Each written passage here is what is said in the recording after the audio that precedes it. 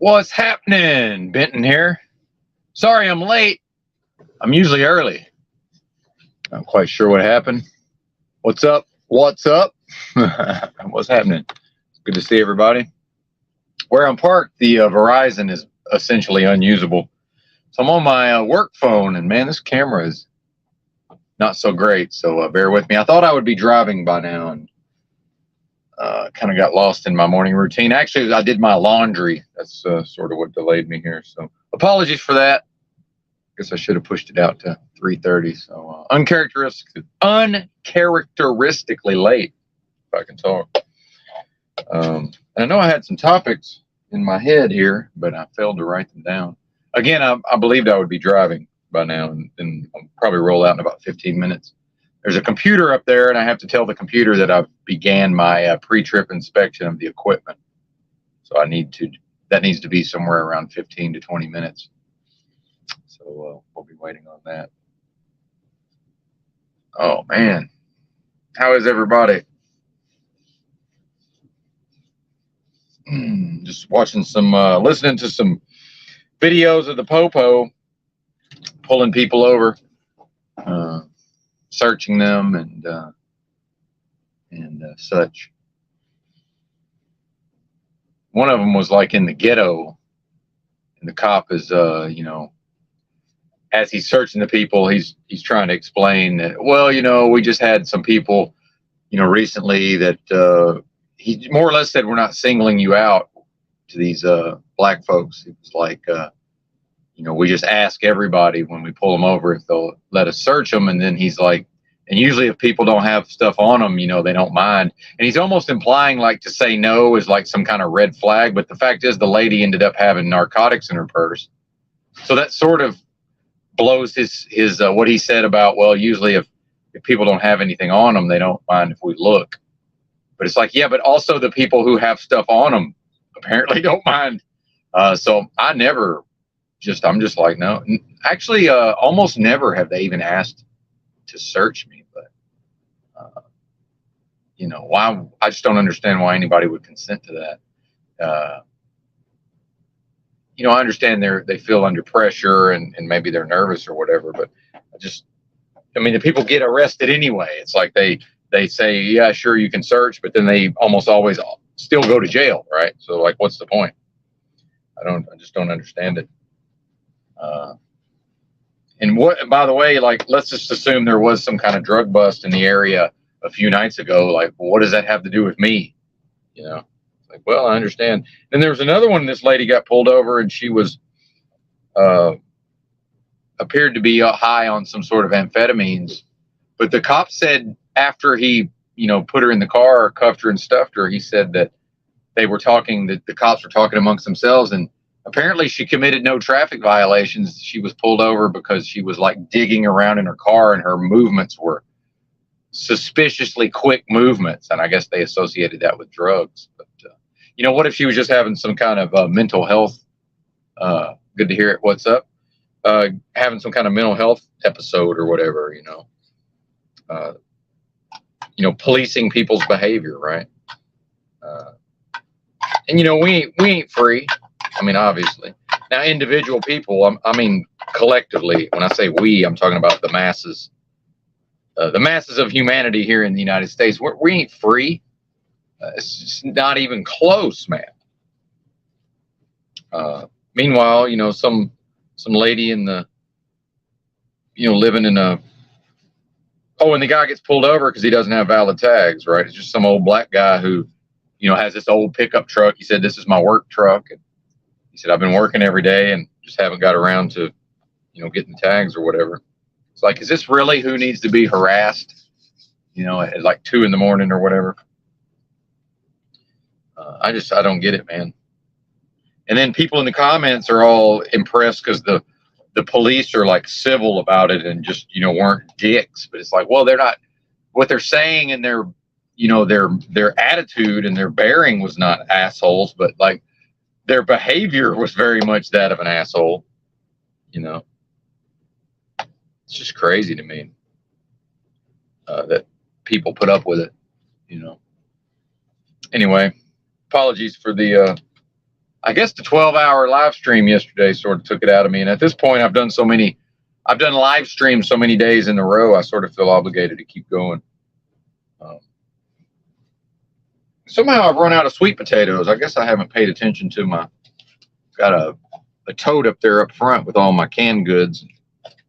Could have sworn I had still had some sweet potatoes. All out.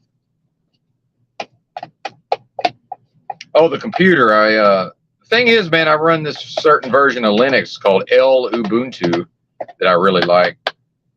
And for some reason, almost every time I install it, it installs, but then when I reboot the computer, it just doesn't boot up, and I end up having to Google stuff, and eventually it's just like some little setting needs to be changed somewhere, and then it'll boot up after that. So I see why, people, it came with Windows on it, but I wouldn't run Windows if you paid me. It's just trash. But sometimes with the old Linux, you got to be, more or less a computer tech. But maybe if this gives me too much trouble, I might just download a different distribution. It's all flavors of Ubuntu. If you guys know anything about Linux, works great once you get it working, or for me anyway. And I've noticed, depending on what my company does with me, it seems like my income is not going to be quite as high as it has been. So I'm not sure in the short term just how much live streaming I'll be doing from the computer, just because of what the data costs. I'm not sure if I want to spend a bunch of money. What's up, Tranquil Vortex? I usually do okay, but it just kind of depends. When I was homeless, living in the streets, I'm still homeless, as JG likes to point out, but those could kind of go either way. But like I've said before, and this guy got pulled over for no tags, expired tags. Ever since the license plate scanners went into effect, I almost never get pulled over. But if I'm in my personal vehicle, I don't even own one right now, I always have valid tags. I always have insurance. They've got that in the database now. And I match the description of the person that's the registered owner. So they just leave me the fuck alone. And once the fuel, and the fuel's been so expensive for so many years, like it literally costs money to speed. So it's like I don't speed anyway. Well, I'm a truck driver, so I'm only using cell service. But I have to hotspot off of my the Verizon. I can stream all I want from Verizon prepaid through a phone, but it's the hotspot that becomes an issue. That's where the issue comes in. So probably Verizon has pretty good deals on their hotspot data. The problem is the actual devices are very expensive, and with my income, perhaps going down here, which is okay. I'd really rather work less. I'm not sure I'm going to want to break off $300 to $350 for a hotspot device. Yeah, there you go. I couldn't really think of anything, but I said, man, if I don't hurry up and make a title and schedule this live stream, I'm trying to keep my I've had so many days in a row doing a live stream. Good to see you. This is Karmic Life, by the way. I have so many days in a row doing a live stream. So well, fuck it, I better keep it going. But yeah, I ain't dead yet. I'm still here, man. I thought I'd be driving, so now I know I'm fucking waking these truckers up with my loud ass voice. Sorry about that, guys. Sorry about that, fellas and ladies, possibly. My bad. But let's see how many minutes it's been. Yeah, I got about 4 minutes. Get out of here. Probably switch back to the other phone. The Verizon works pretty much everywhere, but just for some reason, this truck stop, it's damn near unusable. Not quite sure why that is. See, I don't have a house or an apartment, so I don't have, actual internet service as far as like what cable or whatever people use. I don't have access to any of that. So then my backup, my work phone is Mint Mobile. Now they will sell me 20. It's crazy expensive, but I've used it before. They'll sell me 10 gig of hotspot for like $20. But then I got this thing. Where is it? Well, it's hitting here somewhere. Where is it? Oh yeah, I got this thing for T-Mobile prepaid. It works pretty good, but $50. Yeah, $50 for 50 gig, which is not too bad compared to $20 for 10 gig. But we'll see. Well, I can't look into anything. I'm trapped into cell service. I have to have it has to be on a cell phone. Yeah, because of I live in a big rig, so there's nothing to look into, unfortunately. Joel G, I don't have an ability to have it has to be wireless, 4G or 5G or whatever. So I do not I don't live quite like the rest of you. My lifestyle is a little different.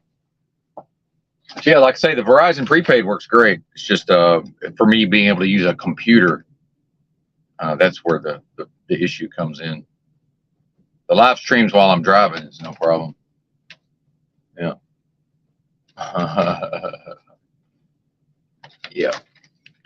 But there's advantages to my lifestyle, one of which is I don't pay rent. I don't pay utilities. It's basically a free apartment, free tiny apartment with no running water, essentially. But welcome, everybody. Good to see y'all today. All right, give me just 1 second. We'll get on the road here. Oh yeah, I'm not messing with the portable satellite dish. No, not doing that. See, that's already fraught with peril. And I was a computer expert around the turn of the century, and I actually spent several years in IT and tech support. I am not introducing a satellite dish to this big rig. That is not going to happen. Which is, I do think it's interesting. Our human nature, where somebody just mentions in passing, a circumstance of their life, and then, and no offense, Joel G, but I've been thinking about this a lot. And then it's like, well, look into this, look into that. It's like, well, I've been on the internet since 1994, so I'm pretty well aware of what the options are. But what I'm saying to you is it's gonna be cell service, full stop. If I can't do it through a cell service SIM card, I'm not gonna do it. Because my life, I've spent too much time in my life dealing with a bunch of bullshit. And the phones work great. And in fact, if not for my income potentially not being what it has been, if I was making between $1,100 and $1,350 every week, dude, I'll just go to Verizon and give them the $350. They give you, it's like 150 gig for like $90 or something. I mean, it's very affordable for somebody like me who has almost no expenses. But I'm the type, once I see that maybe I'm not going to be making as much per week, which is fine. It's not, I mean, I could, but some of that has to do with my health. Once I see that possibly my income's going down over time, then I'm going to just immediately start tightening up on my spending. So that's what I'm doing. But yeah, if I wanted to live like the rest of you, I reckon I would just go rent me an apartment or whatever. But to me, that's death, and I ain't dead yet, by the way. Just modern life is just too fucking comfortable, man, as far as I'm concerned. So I'll just roll with it. And, worst case scenario, I'll just get this thing reactivated and I'll give them $50. And that'll be enough to do some live streams anyway. The 50 gig lasts longer than you might think. Yeah. I don't know. I'm not sure. I'd have to hear it. What's up? Yeah, Web TV. There you go. Yeah, that was garbage. Web TV. I never used that, but yeah. Well, again, this is you get into like this unlimited data. Most of that stuff you can't get started until they mail you a SIM card, and I don't have an address to have anything mailed to. I'm on Mint Mobile. See, this is how people just say, "Oh, do this thing." It's like, well, but you don't live my lifestyle. I don't have a place that things can be mailed to, literally. So I got on Mint Mobile because I use Amazon Locker frequently. And Mint Mobile, I was able to have the SIM card sent to an Amazon Locker. See what I'm saying? So my choices are limited based on how I choose to live. And I'm going to work within that. I'm not going to live this lifestyle and then try to also live this other lifestyle, if that makes sense. So what you're talking about, yeah, they sell these plans for RVs. How do you get the SIM card? Oh, we mail it to you. Okay, well, I can't have things mailed to me. See, it's off the table. see how quickly I shot that down. But yeah, it's the ability, and not I don't mean you personally. I just mean it's the ability to be like, okay, I want to do this thing, but in order to do this thing, I have to do these other things. See what I'm saying? And this is a lot of what I figured out. And again, like JG points out, I am homeless, but living in the streets with nothing. Like this is where I really, a lot of problem solving and a lot of, well, if I do this thing, then this other, it's going to connect to this other thing. And then, I can do this, that, and the other, but I can't do these things over here. But modern life is you just live in an apartment and, you're in the beast system and it's just, oh, well, there's this thing you can do and there's that thing you can do. I'm very limited based on how I'm living, which is fine. Yeah. Oh, I love it. Yeah. Well, no, I'm at truck stops every night because I usually typically work 7 days a week. So I almost, now only here recently have I not been working quite as much. And some of that has to do with just the company itself. And they're having trouble understanding my work schedule because I wake up around midnight and I'm not. So once, I'm really just not going to work past about 2 p.m. pretty much ever. And it's a funny thing about people, like I'm like one of the very few drivers that works that schedule, and I don't ever take home time because I don't have a home. So to the people that work at the trucking company, everything is based on this driver wants to work their week and get as much miles as possible. So they want to work their ass off so they can get to their house and to their loved ones for not very long, right? Probably really just by the time they commute and get parked and everything, you're looking at, not even 2 days off, right? Maybe a day and a half. Or some people will work like 3 straight weeks and then take like 3 or 4 days off. But most of these people are locked into such expensive lifestyles and they're supporting, a wife and kids potentially, that it's all about cramming in as much work as they can and maximizing the hours of service. And then they're trying to get back to a specific place at a specific time so they can then, try to keep their relationships with their family going versus I'm just in the truck no matter what. And then I'm waking up at midnight. I don't care what this company does. I'm waking up at that time. I'm going to sleep, between 4 and 6 in the evening generally. And that's just how it is. So I actually hit the bonus. We've got a bonus. You get a 5 cent per mile bonus if you drive 12,000 miles in a calendar month. See, I hit that in January. I worked all but 2 days in January, but I'm dependent on how is the company able to work within my schedule because I'm just not going to deviate from it. And if that means I miss out on a day's work, I just miss out on a day's work. That's just how that goes. Because again, I'm not trying to cram a whole bunch into a specific period of time in order to get to a family, right? But the company, because I'm one of the few ones that lives this way, they'll just never understand. Like they can't relate to that. It doesn't ever sink in. Like I tell them, but it never truly penetrates, which I find interesting.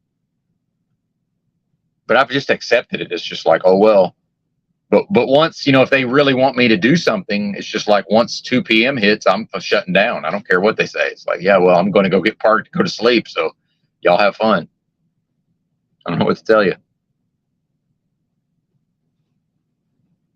Yeah, no kidding, man. Well, no, I'll go to, occasionally I do deliver to like an actual facility, where they have all the docks and everything. And those are easy to drive around. But yeah, recently I dropped my trailer and drove to a post office. And dude, the way those parking lots are set up, I had to park like in a shopping center next door and walk over, which is fine. But yeah, it's not easy, man. It's not easy.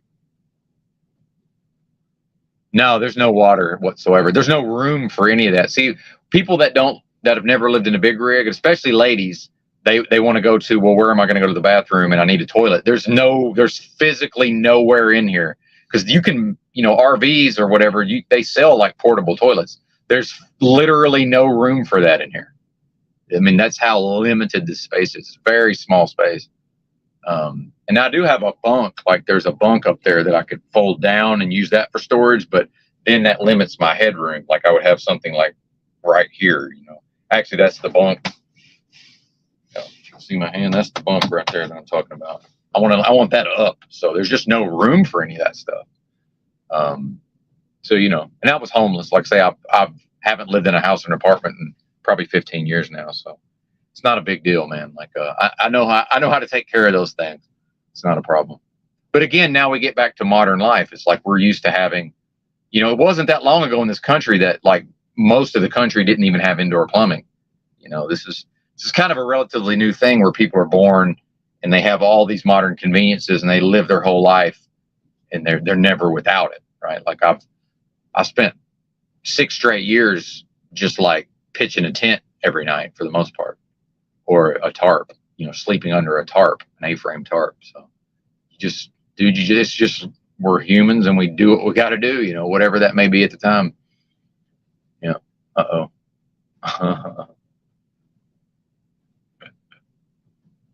Is the chat turning on each other? Who are you talking to me? Who are we talking to? Yeah.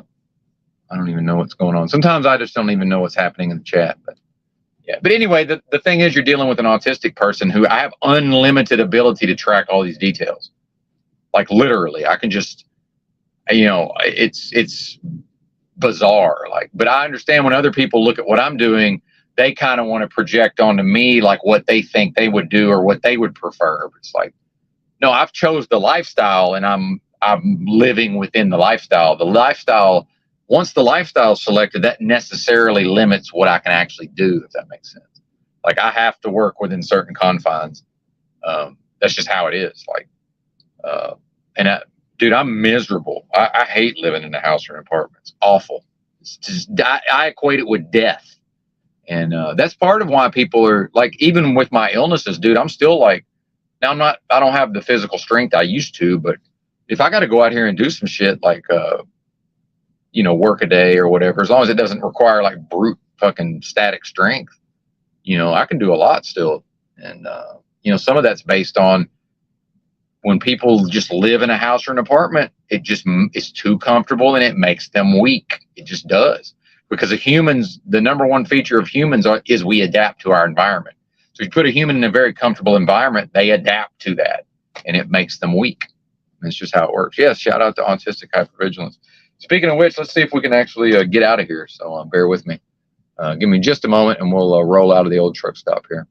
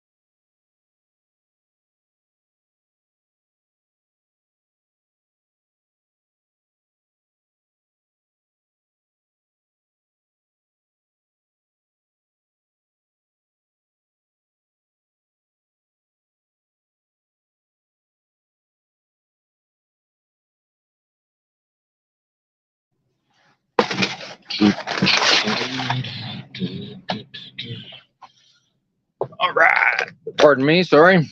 Apologies.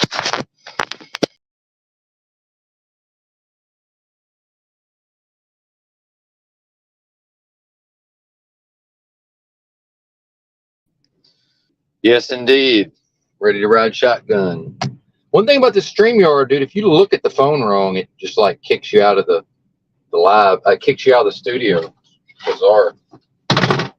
Other than that, works great. All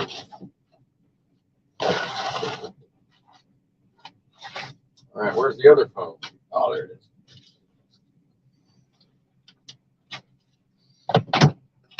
Okay, I believe we have everything we need ready. At the ready. Water. There's the water.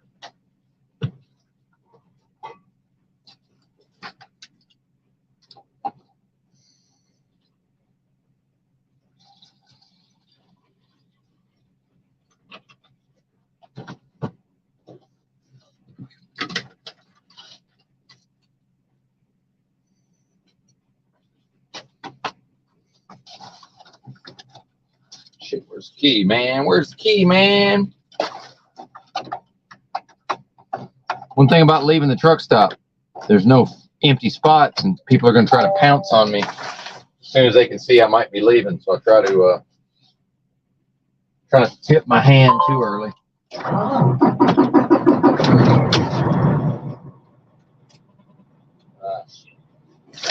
Check the coupling.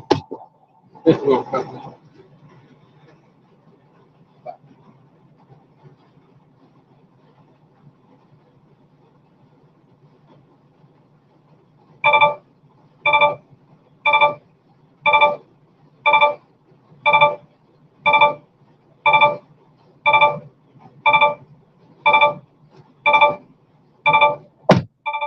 Low air warning.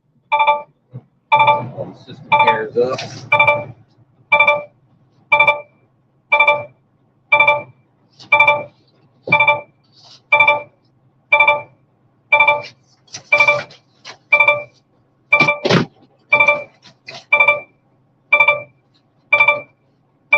All right, all right.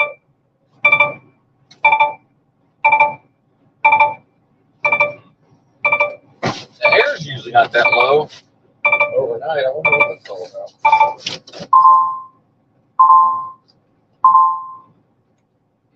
Strange.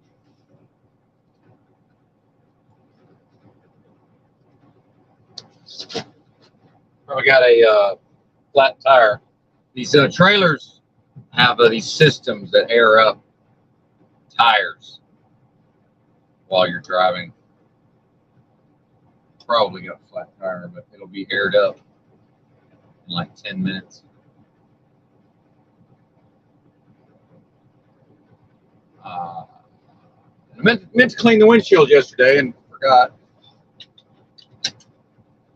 Bummer, dude. Bummer, dude. We're in Eloy, Arizona. If anybody's curious. About 70 miles from Phoenix or so. About. All right. How's my audio? Oh, shit. Forgot something, of course.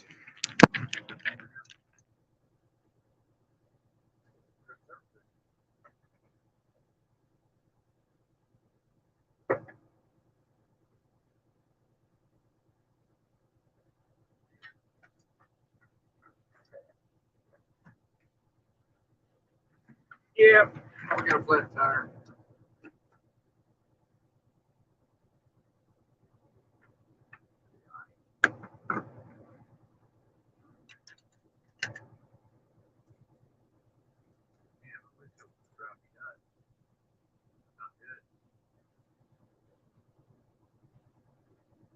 Pack of insects splattered against my windshield yesterday, like right before I got here.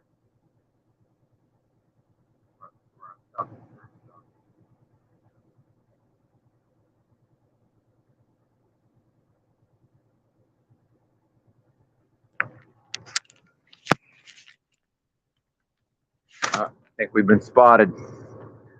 Let's get out of here. Some of these guys, when they want your spot, they're too dumb to realize that it's like, yeah, I know you want to park here, but you're in my fucking way. I'm trying to leave. I think that's what this guy's doing. Or he's just leaving, one of the two. Hard to say. Yeah, I think he's just leaving. All right. No problem there.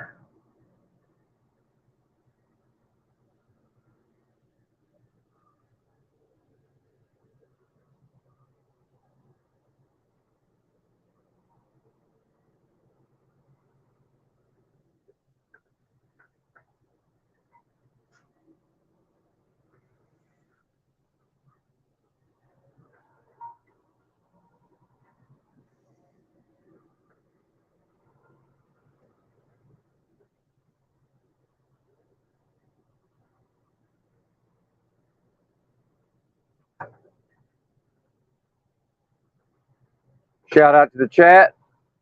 Not going too far. I guess about an hour and a half drive, presumably. I'm going to switch phones once we get out of this place and the Verizon starts working again.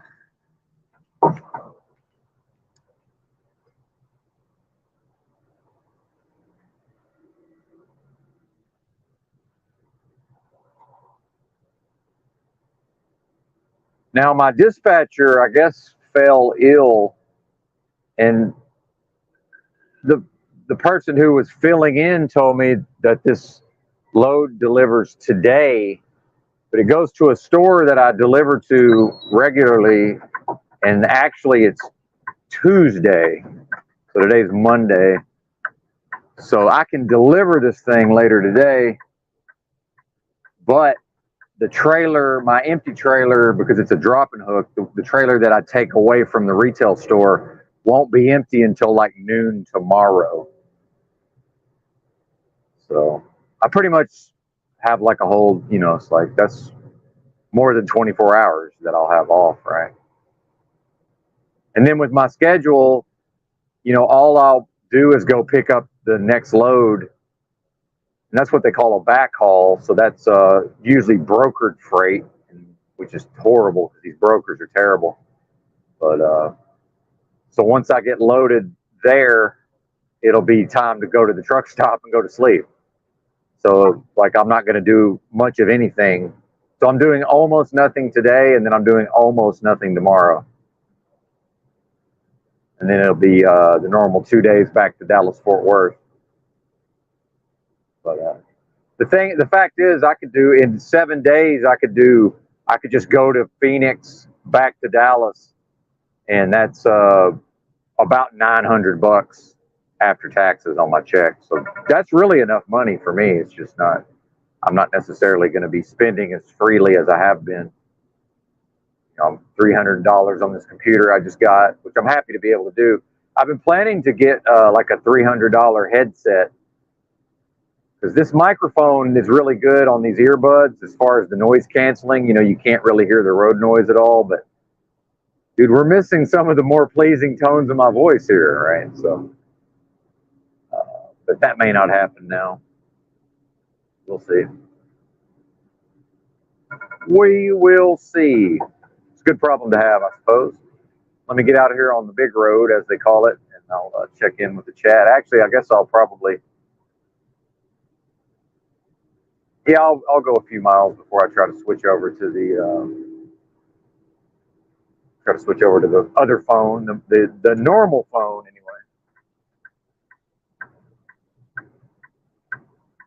I thought the camera was bad on my my main phone. It's the front camera that's terrible on this. The back one doesn't look that bad. The one we're looking at now. Huh. Anyway, give me just a second. We'll check in with the chat, see where you folks are at. Thanks for riding shotgun. Much appreciated. Yeah, that live stream yesterday, that does kind of take a little bit out of me at 12 hours. I like to do that occasionally, but I would not expect to see that very often. But something about waking up and then, because I had called in, I was on the panel with Get Chalked Up, I guess night before last, whenever that was. Saturday night? Sunday, I don't know. Whenever that was. Something about sort of getting into it that early in my morning, it seems like it created like a momentum that sort of carried through the rest of the day, if that makes sense. What's up, Rob Cleveland? Good to see you as always, sir.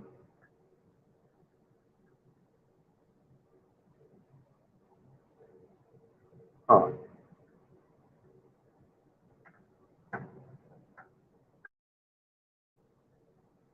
I don't know, how's this camera compared to the other one? I kind of like this one now. Can't really tell though. Looks like it might actually be better. It's a newer phone, but I buy these like approximately $200 Motorola phones, but unlocked though, of course. But it seems like really you got to pay closer to $300 to get what you used to get for $200. I don't know if anybody else has ever noticed that.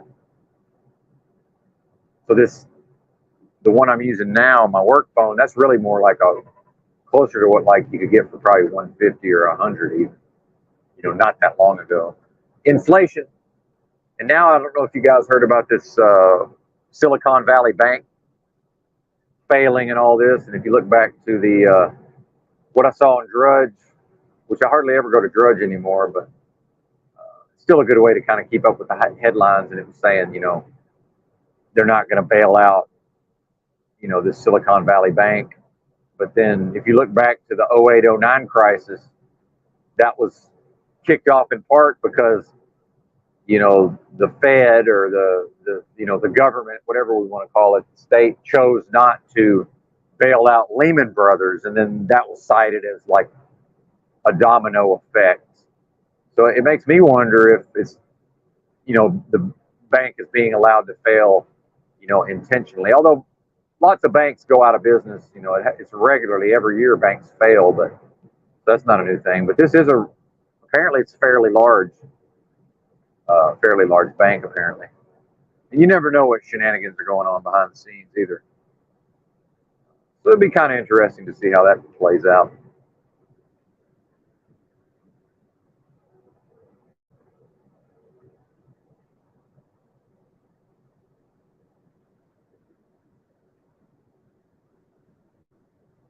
Well, I'm talking about the actual failure. It's out. The feds took it over. It's shut down. That's what I'm talking about. Because I mean, we can go as pretty deep on all this because I studied the the subprime mortgage crisis and all of the things that were involved with 08-09. The fact is that all of the issues that caused the 08-09 crisis, none of that's ever been resolved. So literally all the banks have so-called problems. And in fact, all the banks are dependent on capital injections. And when I say all of them, I'm talking about all the major financial institutions. They have to get this, these, liquidity from the Fed. They're dependent on it to operate. So that's never changed, by the way. So that's why you're already starting to see, because the Fed has been raising rates and they've said that they're going to continue to raise rates. But now what you see is that as soon as anything happens, now they're already talking about slashing rates again. And the fact is, they're going to have to, like, it's going to be back close to zero very, very quickly. But what I'm talking about is specifically this bank, because remember, the entire financial system is propped up. So what I'm talking about is, so when you say all these other banks have problems, look, the entire system is fraudulent and propped up. What I'm talking about is the system itself is allowing this particular bank to fail, just like the system itself allowed Lehman Brothers to fail. That's what I'm focused on. I don't use banks. I use banks as little as possible. I think people are insane to even use banks, personally. We don't need banks. They don't help us. In fact, the majority of income taxes in this country, federal income taxes, go to pay interest on the national debt.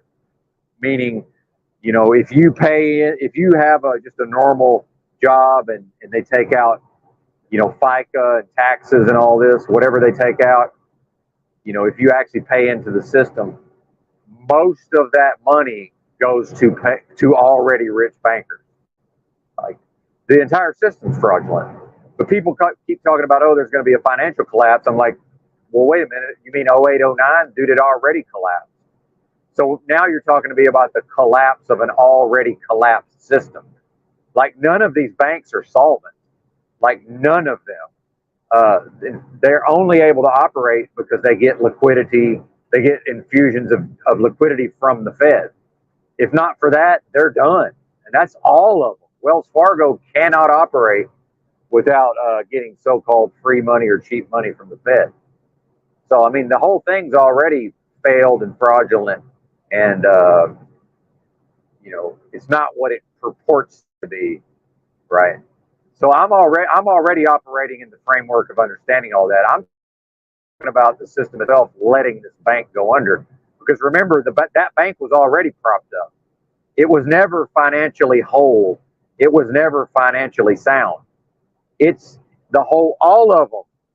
It's all a house of cards. So what I'm saying is this, in the context of this boom bust cycle, the so-called bubble, is this what we're going to see is the bubble is inflated and the bubble's popped.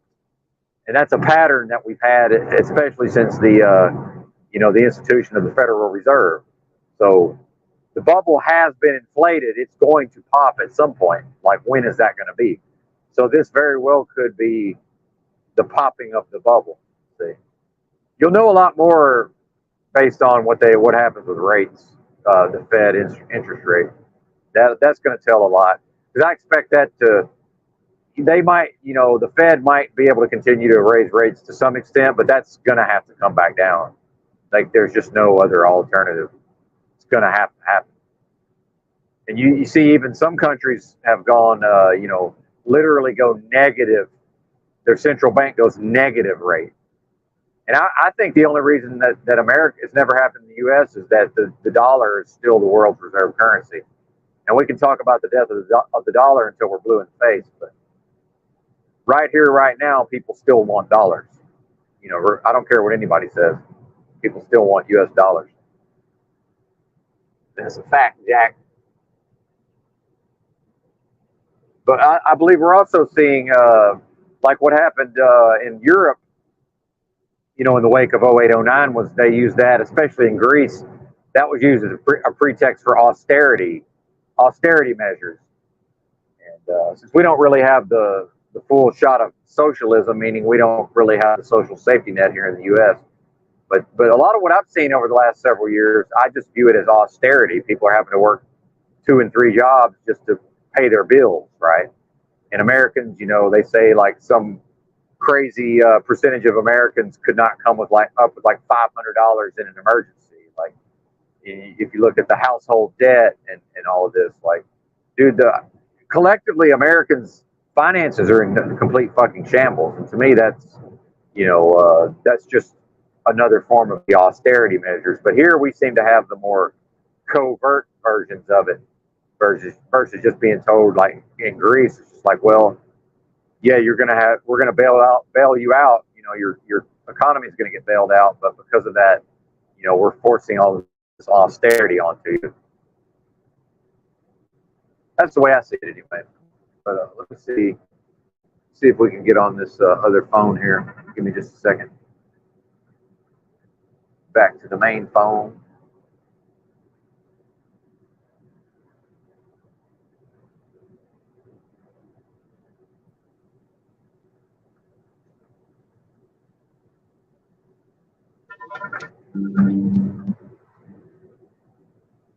Hey, there's 2 of me.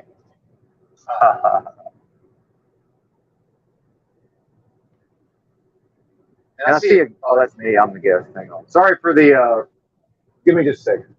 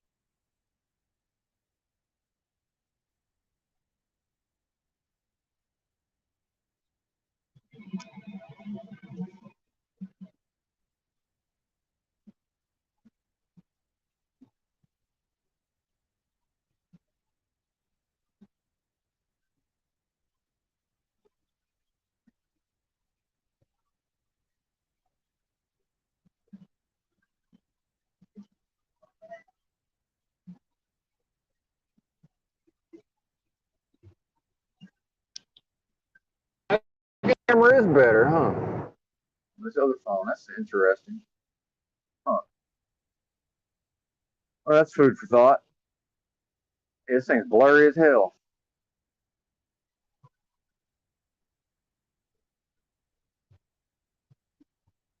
There go to Popo, I think. Now I see DOT. That's what that is. DOT.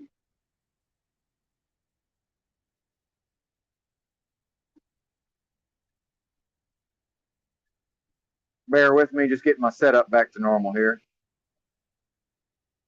Bringing up my GPS navigation for the truck navigation. Oh, and now the T-Mobile, no signal. Huh. Okay, here we go. Interesting. Maybe I got enough signal to pull up the chat. See, look at all those problems caused because the Verizon doesn't work at that truck stop back there. Now T-Mobile doesn't work. What is this?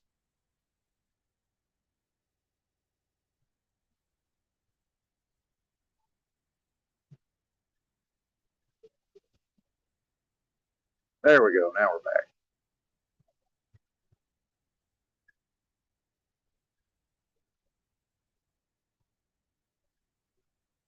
All these button presses just to get to back to the live chat. Great. Bear with me, folks. Thank you for your patience. All right. Watching the page not load. Interesting.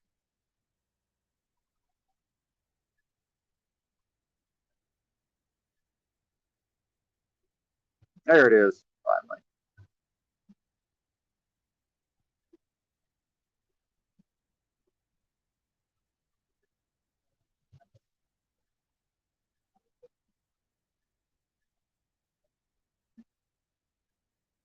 Thank you, sir. Appreciated that, according to Pamela. Yeah, I'm not really good at multitasking, but the thing is, if I'm just on an interstate like this and with the hypervigilance, like, it's pretty easy for me to track what's going on. It's not that hard. What happens is if I get in actual traffic, like 50% of my attention ends up going to the driving. And then if it really gets crazy, with the hours I work, it doesn't hardly ever get crazy. But if shit really gets crazy, then I just have to completely tune out the live stream. But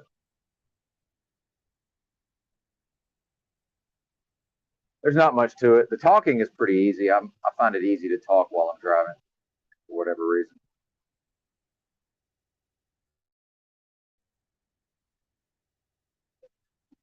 Yeah, hypervigilance Jedi master. Yeah, that's right. Thanks. What's up? Yeah, it's funny. That's part of the reason why I'm good at this job is I notice everything when I'm driving. I don't really miss anything. And then it's really 3:20 a.m. local time. It's just dodging the drunks. That's really the only problem. There's nothing going on out here. But yeah, shout out to the chat. But yeah, and good to see Gary Baxter. But yeah, the financial stuff is a trip, man. It's fucking hocus pocus, smoke and mirrors. It's literally monopoly. Well, it's not literally, but it's monopoly money. Fractional reserve banking. The whole thing. So yeah. And Wells Fargo, we remember when they were fraudulently creating all of those checking accounts. I used to do day labor, and they paid me on a check, and I don't have a fucking checking account. I've got a prepaid debit card, so I had to go to a Wells Fargo to cash my check at the end of the day. Dude, they would just harass the fuck out of me trying to get me to get a checking account. It got so bad just as soon as it was my turn, I said, listen, I'm not getting a checking account. I don't want to talk about it. Like, no, leave me the fuck alone. Like, it was really that bad. So they were they were forcing their workers to try to sell these checking accounts. And then finally, dude, these people just started just creating checking accounts. And then, of course, we just pay a fine, right? Bank of America, actually, the state of California ended up suing Bank of America because Bank of America literally just stole millions of people's homes because, in the fallout of the subprime mortgage crisis, these mortgages got sold down the chain so many different times that nobody in all the hype of all that money making and the inflation of the bubble, nobody bothered to maintain the actual paperwork, chain of custody and all that. So Bank of America, when they wanted to go foreclose on a home, they didn't have the right legal paperwork. So, somebody's got to show up at a county clerk's office somewhere with some actual paperwork. in order to foreclose on a house. So Bank of America just invented their own documents on record. And some people figured this out and were able to keep their houses because of that. But just we live in a system where just if a Bank of America wants to steal fucking millions of homes, we just let it happen. But then people always blame the homeowner. Oh, they shouldn't have taken out a mortgage that they couldn't afford. Well, but is that the case? Because what's his name? McCain referred to Alan Greenspan as some sort of financial genius and said he's such a genius. If he died, we would just prop him up Weekend at Bernie style so that he could still be. And I know he was, Fed Reserve Chairman, and I don't remember what else he did, but he was considered some kind of genius. And at a certain point in the inflation of that bubble, Greenspan out of his own mouth said, a person would be a fool not to take advantage of historically low rates and refinance to an adjustable rate mortgage. So when the financial genius of geniuses tells the common American who believes in the system that they would be more or less be idiots not to refinance, and and also what's implied there is you go ahead and take the equity out of your home because your home price has doubled on paper. So now you can literally use your home as an ATM. Well, what ends up coming up out of that is, of course, when it all goes south, now the rates skyrocket, and now the people can't afford their mortgage.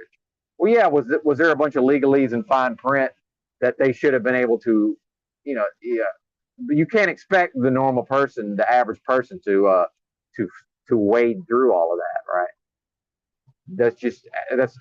You're asking too much at that level, and especially people who believe in the system. So they were preyed upon, predatory lending. But then what does the mainstream media do? As soon as the crisis happens, they just start blaming the people who took out the loans. Well, that's nonsense. That's complete and total nonsense. Meanwhile, if you look at who's actually gone to prison, what politicians have actually gone to prison. I know that Dennis Hastert went to prison. Well, Blagojevich, the governor of Illinois, what did he do? Well, he went to prison for supposedly selling Obama's Senate seat. The Senate seat in Illinois vacated when Obama became president, and now the governor gets to just appoint somebody. Well, in politics, if I'm the governor and I get to appoint who's going to have the Senate seat, I get to be bribed. That's how the system works. Now, is it technically against the law? Yeah, sure it is. But that's how politics works. Like, he doesn't just, he has an asset and somebody's going to have to give him something for that, right? That's just what politics is. Well, it just so happened that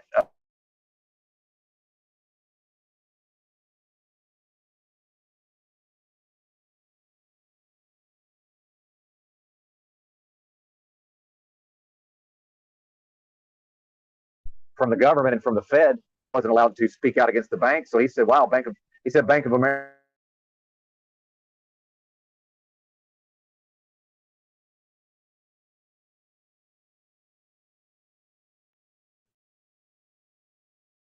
state of Illinois is no longer going to do business with Bank of America. That very month, he said that in December of, I forget which year it was. Might have been 08. I'm not sure. But whatever month he said that, he was indicted that same month for supposedly selling Obama's Senate seat. And when they asked him about it, he was like, I didn't do anything wrong. Because, yeah, he didn't, because that's how politics works. But he did do something wrong because he did not understand that he's not allowed to speak out against the banks. And also during that time, you had an actual congressman said the banks own the Congress.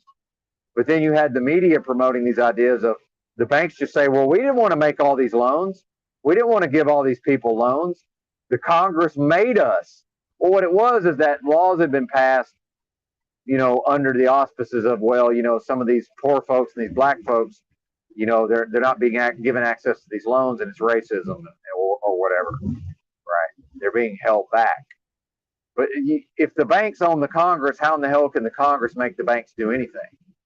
See, that doesn't even make sense. But you can't, how can by the way, your average person who's just trying to work 2 and 3 jobs because they've been, austerity measures have been applied to them and they're just trying to keep their head above water. They don't have time to go research all of this. They can't put these puzzle pieces together. It's not possible. So yeah, I'm not talking about the entire system is corrupt, fraudulent, and failed. I'm talking about why is this particular bank being allowed to fail? Because remember, it was already propped up. The entire system's being propped up. So when you see any of these things supposedly go under, that's just something that's being allowed to go under. So why is it being allowed to go under? Just like Lehman Brothers was propped up and then it was allowed to go under. Why was that? Right. So, it makes me, it's very curious why is this happening. That's all.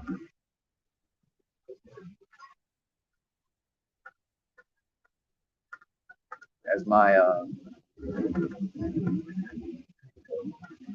they're giving me problems. They're giving me problems out here. Now I'm on E. Now it just says E for my provider.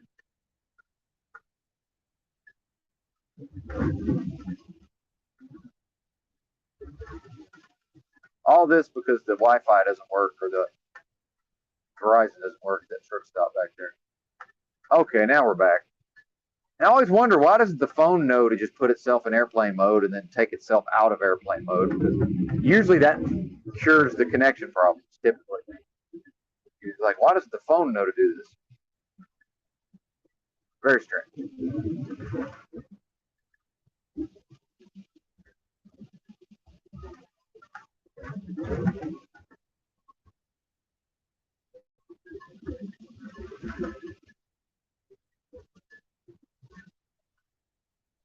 And hilariously, my extensive research indicates that the only reason the entire system didn't just grind to a complete halt back in 08, 09 is literally because, regardless of what you're told, the reality is that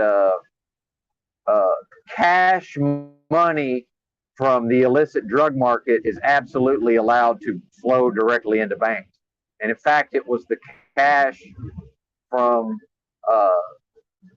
the drug trade that probably kept the system afloat just long enough, for these injections of cash to come into the banks.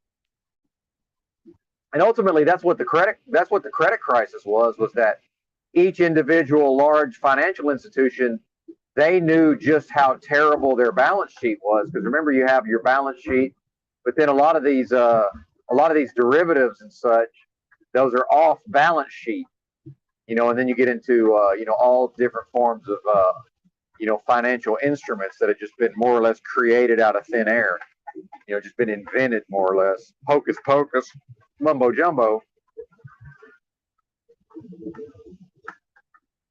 So if I'm Bank of America and I want to do a big deal with Citibank, well, if I know that my balance sheet is in complete shambles, well, if I'm looking at Citigroup, I just have to assume that their balance sheet is in complete shambles. So I don't trust them. So how am I going to do business with them? Well, now I need the Federal Reserve to give them large infusions of cash. So now I know, okay, worst case scenario, they can take the money that the Fed and because the congressional bailout was effectively nothing, lest we forget. They claimed the congressional bailout was $700 billion, but they only actually dispersed about half of that under, TARP and TERP and all of this. Most of what was referred to as the bailouts, that was just direct cash infusions from the Fed itself. In fact, in the week before the Congress passed the congressional bailouts, you saw almost $1 trillion directly infused into financial institutions. Not only here, and a lot of that happens through so-called quantitative easing, which is just the expansion of the money supply. Which, how is that done? Well, we more or less give free money to these banks. Just here's some money, and then the bank can just immediately turn around and loan that money in very low risk short-term loans for 3%.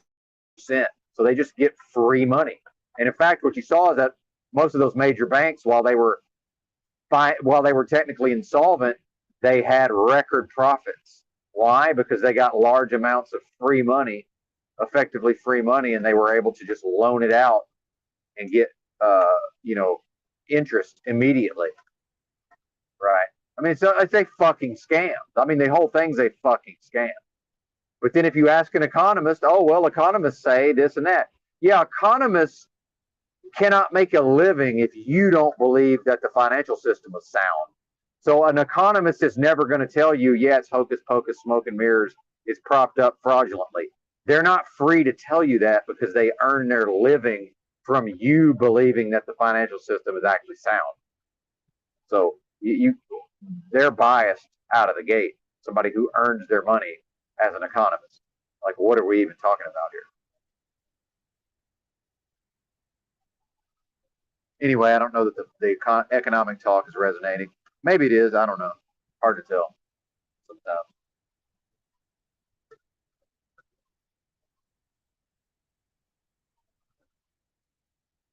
Oh, I'm about to exit, huh? I'm glad I checked in with the GPS. I was about to miss my exit.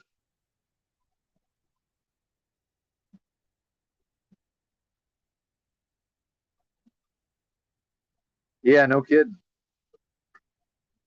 Yeah. Well, and then look at what happened in Iceland. People really, that's what was missed. That's the main thing that was one of the main things that was missed in the 0809 crisis. Is what you saw in the U.S. was just the people were fear mongered at the level of, we have to give, basically, we just got to give a bunch of money to these banks. Also, car companies, by the way. Ford's the only one, Ford wasn't bailed out, but GM certainly was. But so Americans just fell for it, hook, line, and sinker. But what you saw in Iceland was they tried to pull the same bullshit on the Icelanders, but it's a much more intelligent population in Iceland. Shout out to Iceland, by the way. That's where Bobby Fischer ended up living out his life in exile, was in Iceland, because nobody else would take him. So I always have a soft spot for Iceland. But they tried to pull the same shit in Iceland, and Icelander says, "What are you talking about? You bankers and you politicians created this mess. We didn't have anything to do with it. We didn't tell you to go do this." And guess what happened to all that supposed debt? It just went away. It just disappeared. Poof, like it never fucking happened. Why? Because it doesn't really exist anyway. It's just hocus motherfucking pocus. Well, what you also saw was that the entire government of Iceland ended up having to resign because the people were like just incensed over this whole thing. So America could have just been like, well, fuck you. We're not bailing you out. You're out of your fucking minds. And in fact, we're going to get rid of all of you. But no, Americans just rolled over and went along with it because we believe the hype in America for whatever reason. Iceland was like, oh, no. You guys created this mess. How about you deal with it? So guess how it was dealt with? The debt just disappeared like it never fucking happened. Yeah. Poof. It's gone. Why? Because it never really existed in the first place. Think about it. Yeah, crazy. Crazy. So, yet another reason why I had a lot of problems being regularly employed for most of 10 years. It's like, who could understand these things that I understand well enough to actually, speak on it? And I haven't even researched any of this in a long time. I used to know all this backwards and forwards, believe me. And it's kind of hard to motivate myself to go to a job every day when I understand just exactly what in the fuck I'm supporting and what's going on. And that it's not literally, but it's effectively monopoly money, right? Created out of, just poof, no money, now poof, here's some money. And that, as far as the system is concerned, and this is probably my favorite part of this, and please research it for yourself. Don't ever take my word for it. But I confirm this myself. People just assume that when they go to the bank and say, hey, I want to buy a house, and they put down a down payment and the bank gives them a mortgage, people just assume that so let's say it's a $500,000 more, the bank gives the person $500,000. People just assume that the bank has $500,000 sitting around that, they've, through their shrewd business practices, they've managed to, through good investing or whatever, they've been able, in fees and such, they've accrued this amount of money. Oh, no. The bank does not have $500,000. That money does not exist. Under fractional reserve banking, the bank is allowed to create the $500,000 literally out of nothing. Now here's $500,000, but because of fractional reserve banking, they actually they actually create just about 10 times that amount. It wasn't here, now it's here. That's how the money supply is expanded generally. And so the way the law works, and probably this is how the law works spiritually, I would imagine, what ends up happening is, since the bank didn't actually loan you money that it had, it's not loaning you money, it's renting you a payment book. I shit you not. Look it up for yourselves. I'm not even kidding. Same thing with car loans. They're not loaning you money. So when you pay them back, you're not paying back a loan. They're renting you a payment schedule. For real. That's not a conspiracy theory. And please, again, never take my word for it. Look it up for yourselves. I spent a lot of time confirming that, because it's one of those things you hear and you want to believe, but I'm like, man, I'm not taking this. Wherever I came across that info, I was like, I'm not taking their word for it. And I don't even remember how I confirmed that, but it is confirmable from what I remember. Just crazy, man. And I had literally stacks of notebooks about all this stuff. And eventually I just became too much to carry around a bunch of notebooks, so I threw them all away. See you later, this Karmic Life. Thanks for stopping by. Her phone's about to die. Always good to see this Karmic Life in these streets. What's up? Going to the store. Good to see you, bro. Have fun. Thanks for stopping by as well. This may be a shorter broadcast today, so feel free to catch up on the replay. Probably going to shut her down. Let's see what we got here. About 35 minutes. All I'm doing is going to this retail store, and then I'm going to drop my trailer at the retail store and probably cruise over to Walmart and do my shopping when they open at 6. That's in 2 hours. And the Wi-Fi works. The cell service is fantastic at Walmart parking lot for whatever reason. I don't know if that's a coincidence or not, but it's pretty much as good as it ever gets.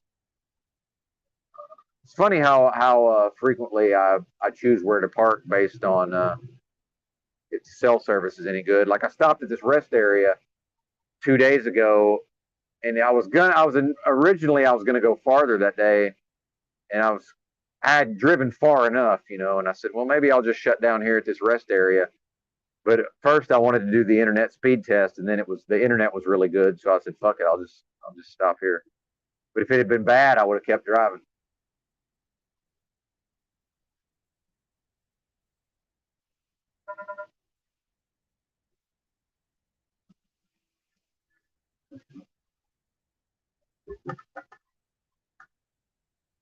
I did my laundry earlier at the truck stop. One thing about I only use the top loader machines. You know what I'm talking about, with the actual agitator. And the agitator does wear your clothes out eventually. That's the only bad thing about those top loaders. But man, I've never found a front loader really that will rinse properly. And I have sensitive skin. I break out real easy, so. And I use like all laundry detergent, which you know what? I'm wondering.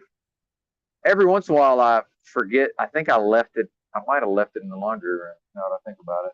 Oh well, going to Walmart. No, there it is. Okay, good deal.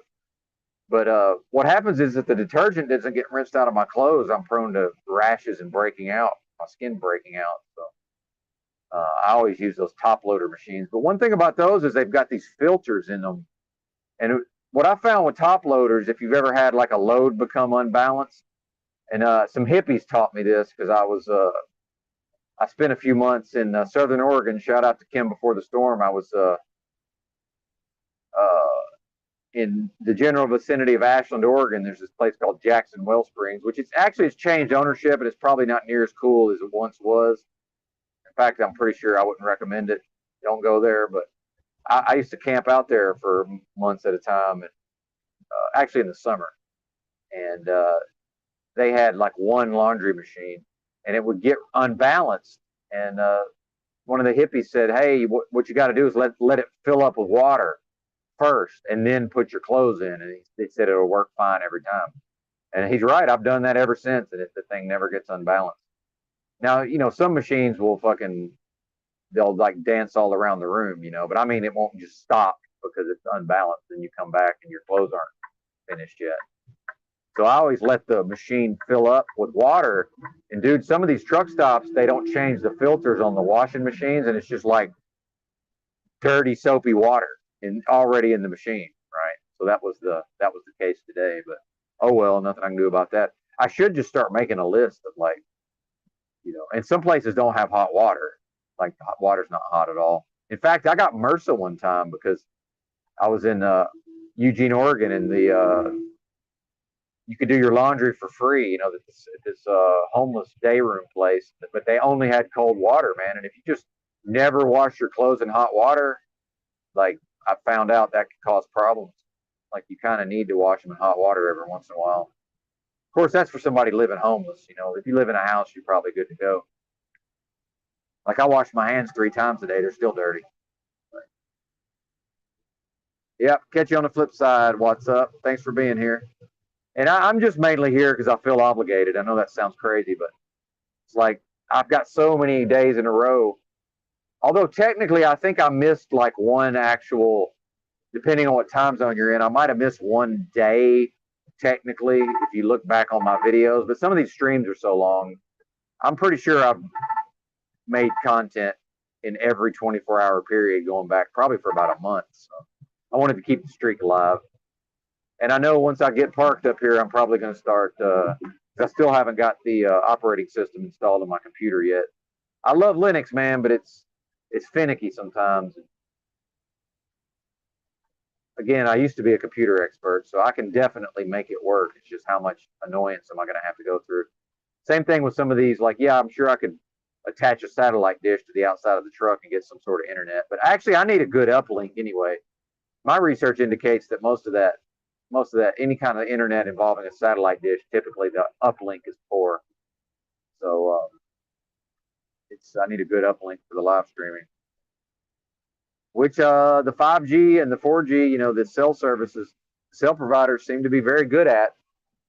Seem to be very good at that for the most part, for whatever reason. Fast uplink.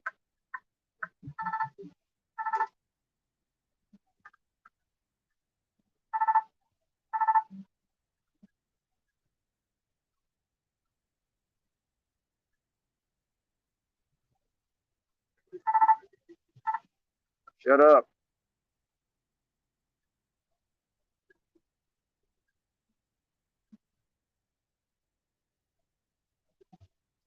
Windows is not even well, and see that's the thing about Linux is like if you use I use a form of Ubuntu. Believe me, that shit's got backdoors too. I mean, I promise you it does. But you really got to pretty much be a fucking Linux expert if you want to run your shit to where you know to make it very difficult for somebody to access your computer remotely. But the thing with Windows is it just sucks. Like I got off of it years ago because it's just garbage. Like it doesn't work well. Like Linux fucking mostly works, but you pretty much kind of have to be a fucking computer tech in a lot of ways because at some point, I don't care what happens. At some point in Linux, you're gonna have a fucking terminal window open. You're gonna be typing in text commands. It's gonna happen. I don't mind doing that, but and you could just Google most things. Like it's not like you have to know what all the commands are. It's like you just at some point you can just Google it. Like how do I do this? But you know, do you really want to have to read multiple web pages to try to fucking install a program? Like sometimes it's difficult just to download and install software. So there's definitely a learning curve with Linux, but once you're used to using it and you actually get it fucking installed, then it's pretty fucking easy to use, in my experience. But yeah, Windows is just garbage. I mean, that's now good. I don't know. I tapped out on it around. I think the last Windows I actually used on my own computer was like Windows 7. And then at a certain point, dude, it just the shit doesn't fucking work, man. It just doesn't work like it's supposed to.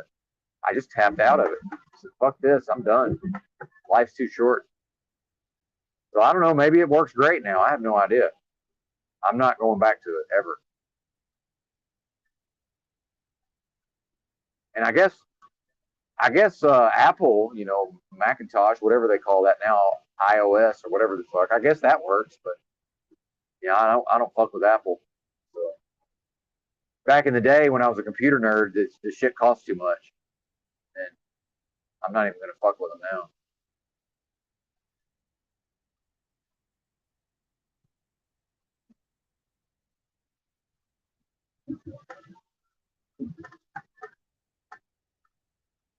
But yeah, it's worth playing around with. One thing about Linux, you can just get you if you have like an old laptop laying around, probably you can put Linux on it and just start playing around with it. At least try to figure out, you know. And if you're a gamer and all this, like I'm just doing basic shit, like one thing is online poker. I like to play online poker sometimes, but I'm basically restricted to one site because most of these sites you have to be on Windows or Mac because you have to download their software. So betonline.ag, I use them mainly because uh, you can just they have a client that works from the web browser. Well, I didn't realize this hill was that steep. I got up to like way over the speed limit. Didn't even notice. So much for the hypervigilance, right?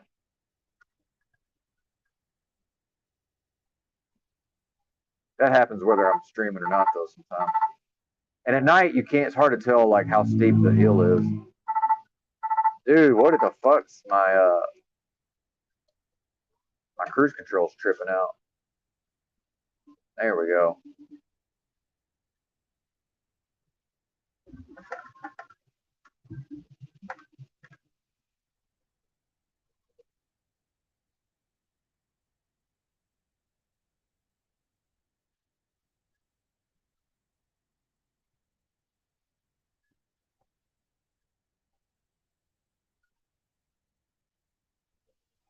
Yeah. Now I know people do are able to play games on Linux, but a lot of them just end up running a Windows emulator, which to me kind of defeats the entire purpose. But see, I don't do any gaming whatsoever. I get too addicted, so I gave that up long, long ago.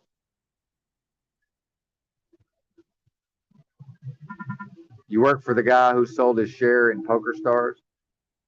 That's interesting. Yeah, Poker Stars. It's like, see, this is what I find hilarious about Americans. We actually most, your typical American believes this bullshit about America's like the freest country there is. But meanwhile, there's three countries in North America. Two of those countries allow their citizens to play on Poker Stars. One of them does not.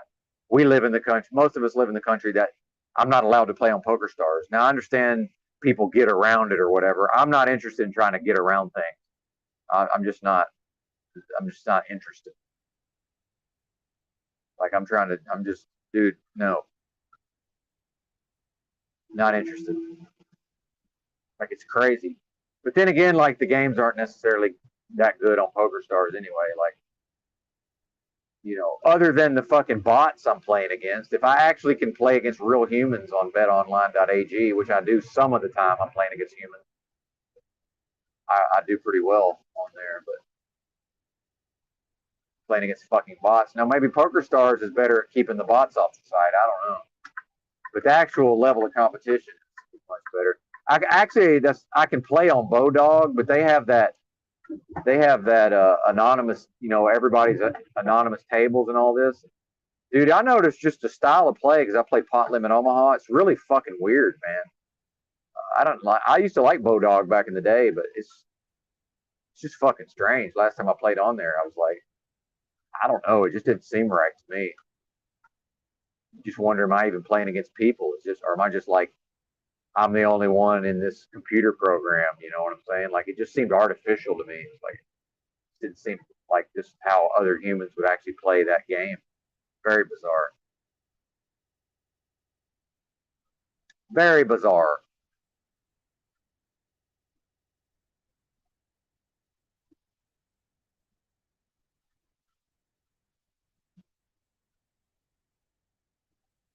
I think you might be. Well, I don't know about. I don't. Oh, you're talking about that Ray Batar or whatever. Is that who that it was? The guy that was on the run? See, I used to keep up with all that, but I've kind of, at a certain point, I just couldn't stop paying attention to all of it. But thankfully, I didn't have any money on any of the sites at the time. But, I played a lot on Full Tilt back then. But mostly, I'd transitioned to PLO by the time Black Friday had happened. For the most part, anyway.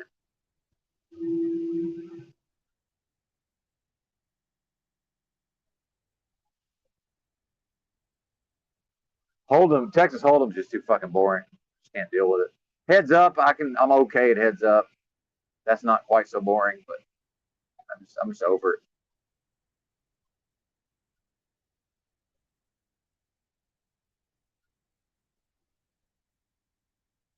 That's interesting.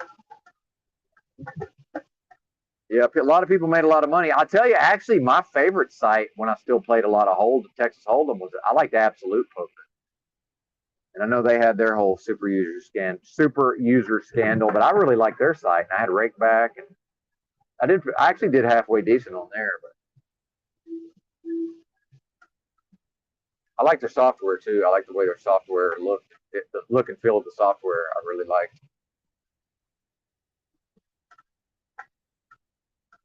But then that was also back when everybody started running these fucking heads up displays and fucking Poker Tracker and all this, Hold'em Manager or whatever.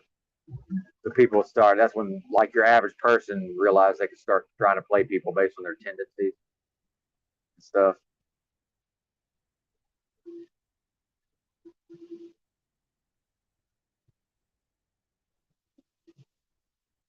There you go. Yeah, domino.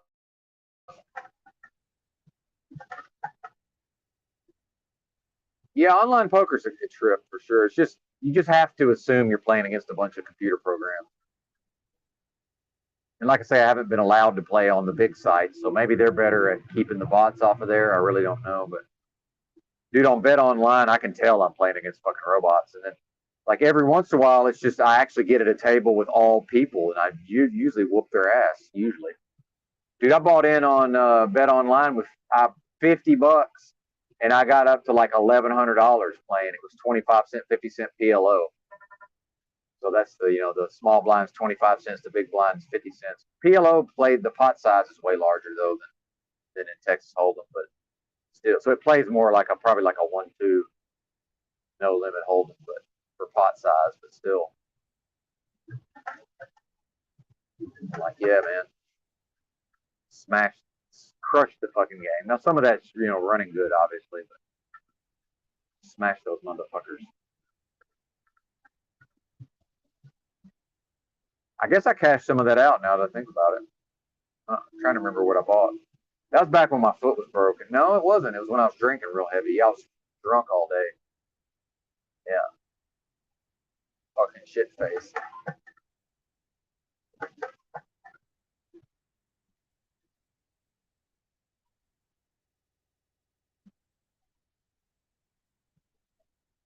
Yeah, there you go. Get them all drunk.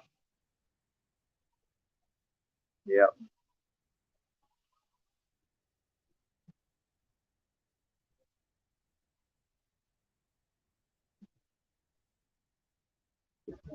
Every once in a while, there's somebody like me who actually play better drunk, believe it or not. And that's not me. I'm not imagining that. My results are better when I'm drunk. It sounds insane, but it's true.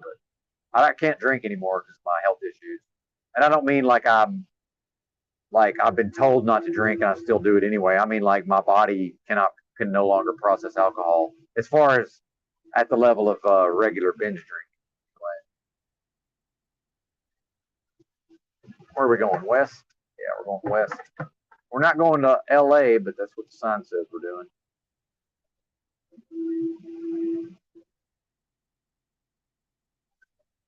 I'm gonna have to kill the camera here pretty soon.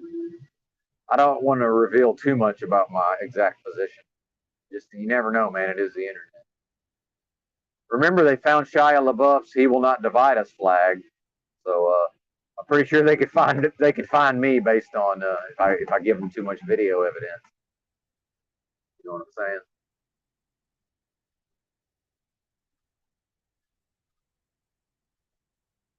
What's up, Kevin Morin? Good to see you, bro.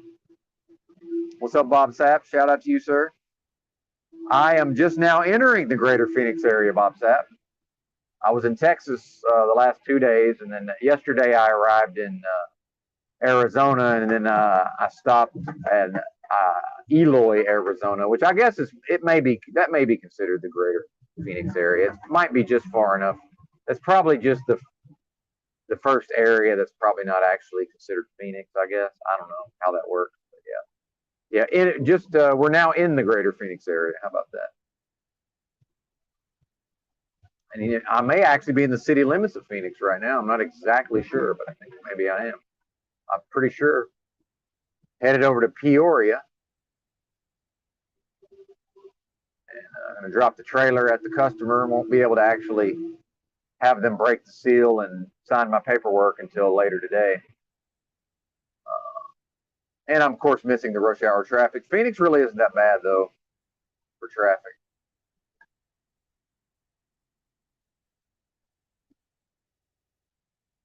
People are not very good drivers here, though. But other than that, it's not bad here. Even when the traffic's, even rush hour is not too bad. Oh yeah, now that's one thing about Phoenix. These roads are not. Yeah, they got nice roads. It's a little bumpy, but nothing crazy. But dude, like Dallas Fort Worth, man, god dang, man, it's a lot worse than it used to be. Because they've got nice, actually, like the layout of the roads is actually pretty decent. I mean, for what it is, you can get around pretty decent in Dallas Fort Worth. Some of them roads are just fucking destroyed. But there's a lot of the shitty road coming out here on 10 for sure. Where's my exit? Okay, 133B, North 101. I just got off the 202, and now I'm about to be on the 101. Well, Loop 101, not like the California 101. Loop 101, I should say. We're looping. Went from Loop 202 to briefly back to 10, and then back to Loop 1, and then over to Loop 101.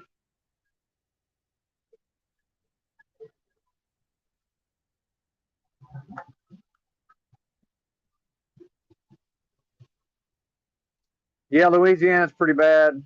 Arkansas, actually, from Little Rock to Memphis, used to be the worst stretch of interstate in the whole country. But eventually they rebuilt it. It's not bad now, but truck traffic is insane on that stretch of I-40. But I-55 in Arkansas is really bad. There's parts of it that are super bad, but overall it's not too bad. I was up in, I haven't ran up around like Cincinnati, Kentucky, and I forget which interstate that is. But dude, last time I was out that way, oh my God, I couldn't believe how bad it got. Just gigantic fucking potholes, but they're like the ones you can't really see. But like in a big truck, once you hit that hole, it's like these regularly spaced, just like the bottom falls out of it. It's like kaboom, and then like 15 seconds later, kaboom for like miles. It was nuts. So like, dude, that was just somebody stole the fucking money when they built the roads. Like what else could account for that? They just didn't. Whoever contracted it or whatever, or the politicians, somebody was supposed to put a certain amount of material in that road, and they just didn't. Like they removed some of the material, or never went into the road. Like what else could account for that? Just nuts.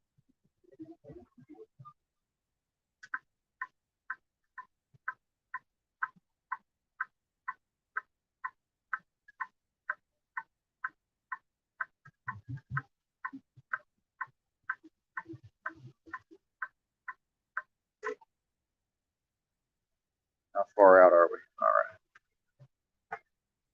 Yeah, and this interchange I'm about to go through, I think this is pretty fucked up the way this thing's designed.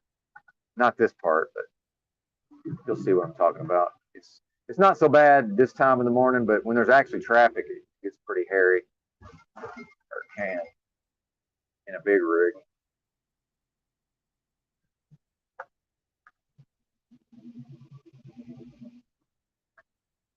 And I do trip out on all these multi-lane roads, and these cars, man, they're just happy to just ride right behind me. Just, dude, it's like about to be 4 lane, and they're just going to be happy to just be right behind me with just no other traffic.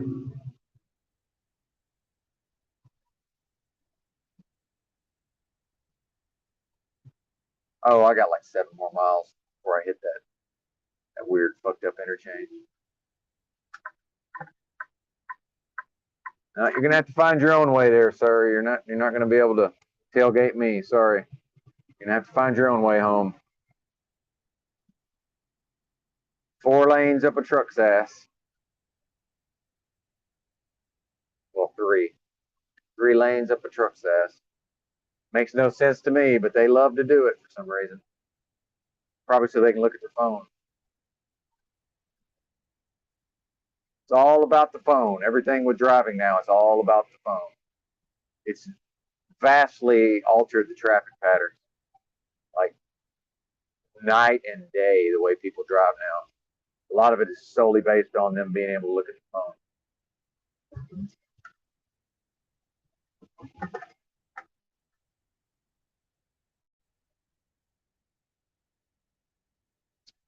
Well, yeah, just if you leave Arizona on 10, that shit's not very good, according to Pamela. But yeah, overall, pretty decent roads. Pretty decent roads in Arizona overall, I would have to say.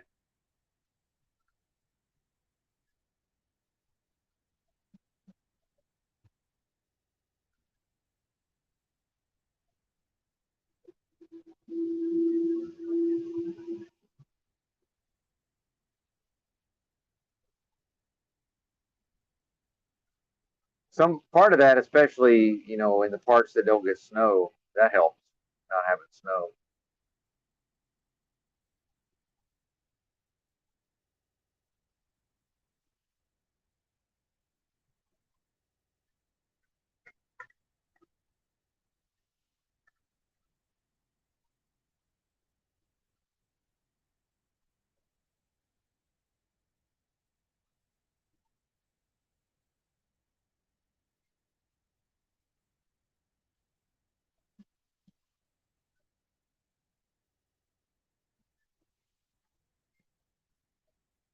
Yeah, I've noticed for whatever reason, there's a lot of people that watch my channel who are in the general vicinity of Phoenix. I've noticed for whatever reason.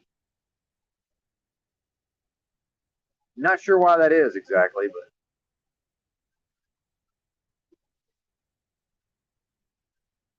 is it a bunch of snowbirds and they're going somewhere else later? I don't know what it is.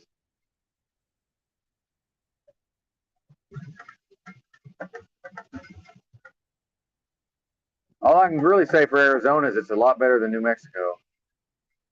But I don't know. I got nothing against Arizona.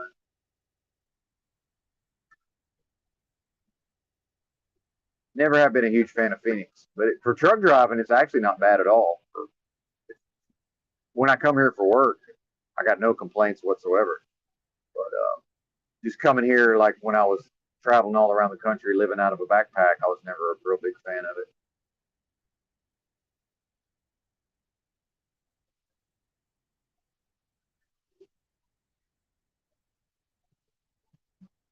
The company tried to send me to Reno, but I don't go to Cali in a big truck, so there's just really no point. If you look at the way the roads are laid out, you can just go through just Nevada, but it's really not that practical. It's doable, but really you need somebody that can go through California. And I would have thought about it, but then they were like 3 fucking stops, meaning 3 different deliveries. Like, I'm good on that. It just sounds like a hassle.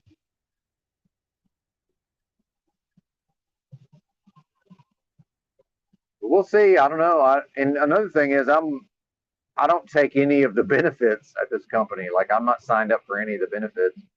I'm never going to go to the health system, like unless I break my foot or whatever. Hopefully that never happens. I already broke it once. But, other than some kind of actual injury, that's really the only actual injury I've had in my entire life. And that was no fault of my own, by the way. It's just kind of a somebody else's negligence on the job broke my heel. But thankfully, it healed normally. But I don't anticipate, needing to go to the doctor, and I'm certainly not going for, what my issues are right now.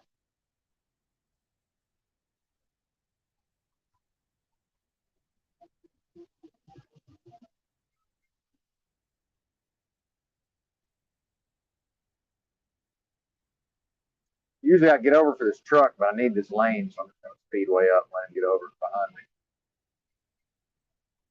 I'm about to exit. This is exit 8. I'm taking exit 9. He's just going to have to deal with it.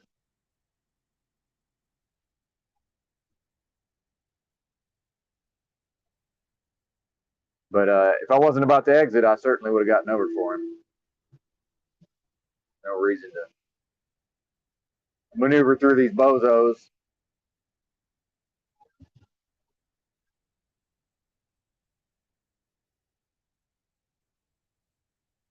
Driving a little aggressively anyway.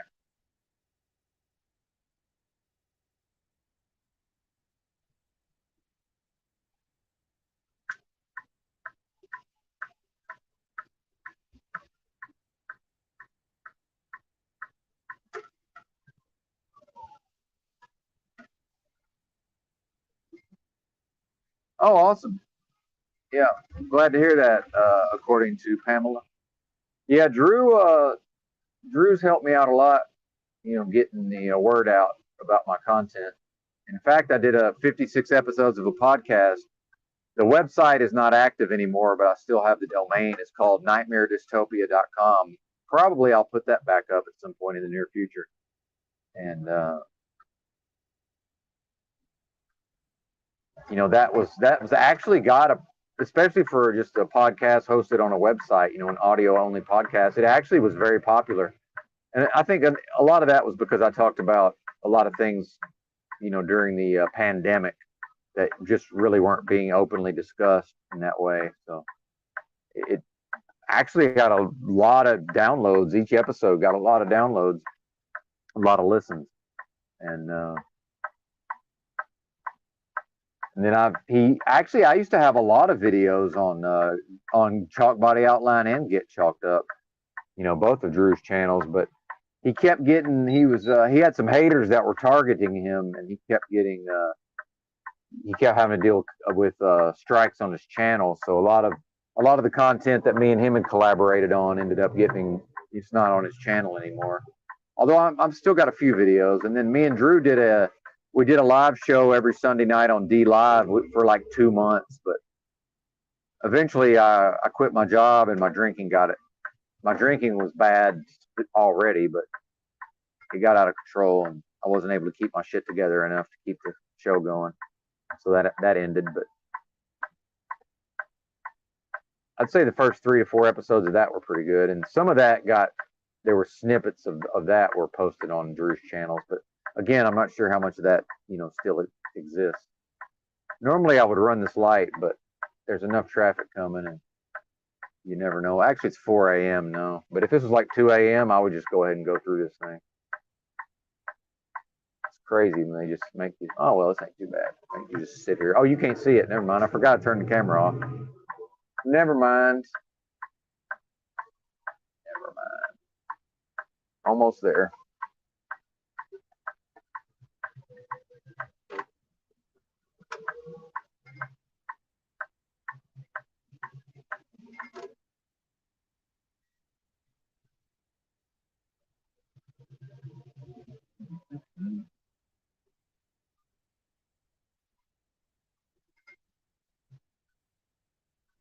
Thanks. Yeah, I'm glad. And I'm not able to highlight the comments right now, but yeah, thanks. Appreciate that. I'm powered by compliments, so as long as they're genuine, anyway. Much appreciated. And I'm hoping to get my podcast, all my old website up. So, because I think some people would like to at least be able to go back and hear some of those episodes. I played a couple of them on live streams here before my laptop died, and those people seem to enjoy them.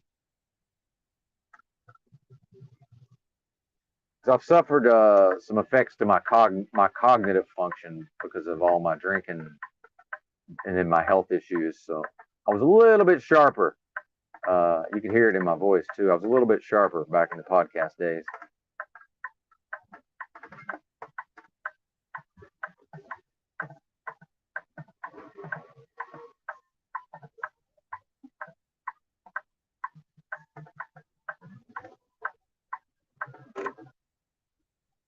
Well, we're almost there. I may switch to the go back into the sleeper cab, and then I'll be able to actually read the comments.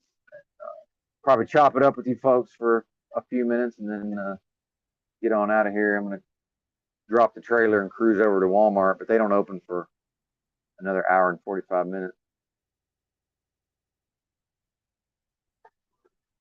This is like kind of a trashy part of this shopping center. It's like they just there's trash everywhere, like broken glass. Phoenix area is, it's funny, like, dude, anybody that's not from an area, when we say, if they say Phoenix, they mean like the whole area. They don't mean the city limits. But, you know, there's so many people around here, I guess I have to clarify, but yeah, in this whole area, you know, the greater Phoenix area, um, there's like really nice shopping areas, and there's other ones that are just trashy as fuck. This is one of the more trashy ones.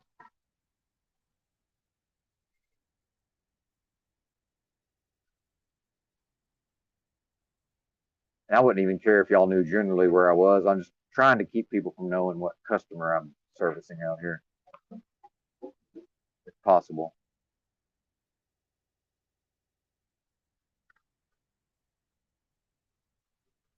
Yep, there's my trailer that I'm taking tomorrow, but it's not, because it's not going to be unloaded today.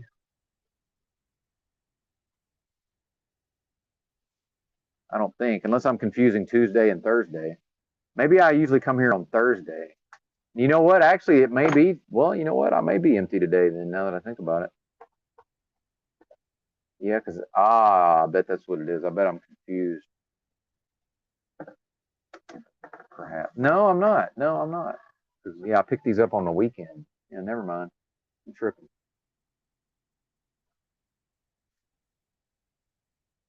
Yeah. See, it's gonna be tomorrow. It's just that since my dispatcher was off sick, the person that filled in doesn't know the account. That's what it is. Somebody probably just told her, "Oh, it's Tuesday, but he can drop on Monday." It's like, yeah, I can, but they're not. The trailer I'm taking out of here will not be empty till tomorrow. I can promise you that. There's a lot of, and these people actually show up to work, by the way. And you're dealing with retail, man. It can be take an act of Congress to get some of these people to just do their job, like, for real. And this customer, they're not bad. They're not that bad, really, but it could go either way. I saw something moving around back there. I think that might have been a cat. I remember seeing some cats running around out here. Hopefully, that's not a person camped out at the docks.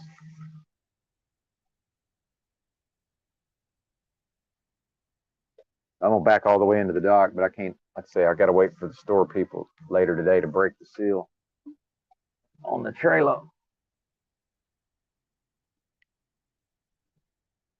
All right, dock.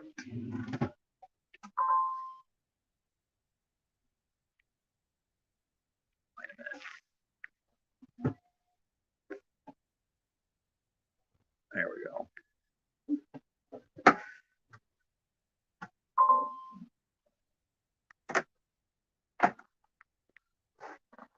Make sure the door is locked. This ain't necessarily the best area. Oh, I don't see any people though.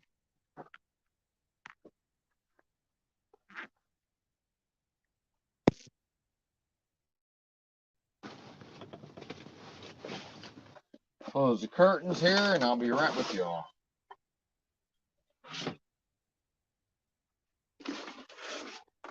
Thank you for your patience.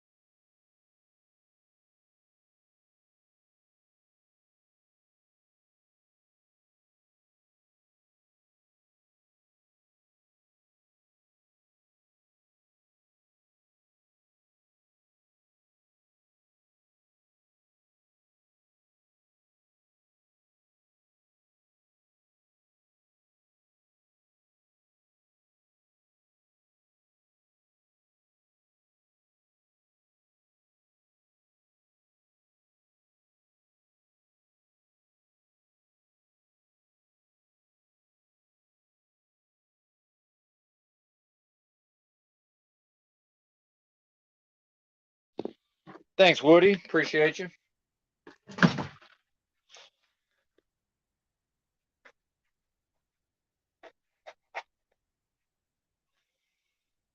I think as far as the ranting goes, if you're talking about my cognitive function, it's just harder for me once I start going down tangents, which I've always been that way anyway. It's harder for me to backtrack, and my short-term memory is not good enough anymore. It's hard for me sometimes if I do too many diversions or digressions. It's hard to remember. It's like, wait a minute, I know I was on a pretty good roll, and then I took too many forks in the road, and it's like, wait a minute, what was I even talking about? I used to be a little bit better at keeping all that straight. Where's the, oh, there it is. Almost there, almost there.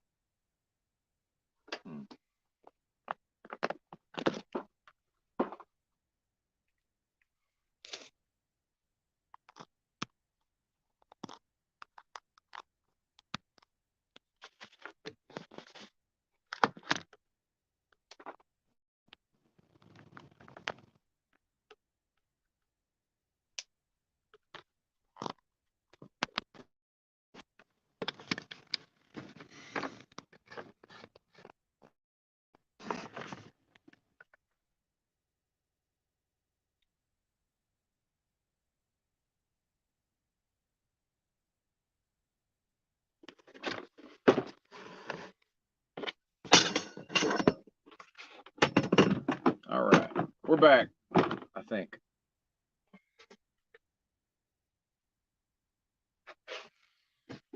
Now, is the audio from the fancy mic? That's the question.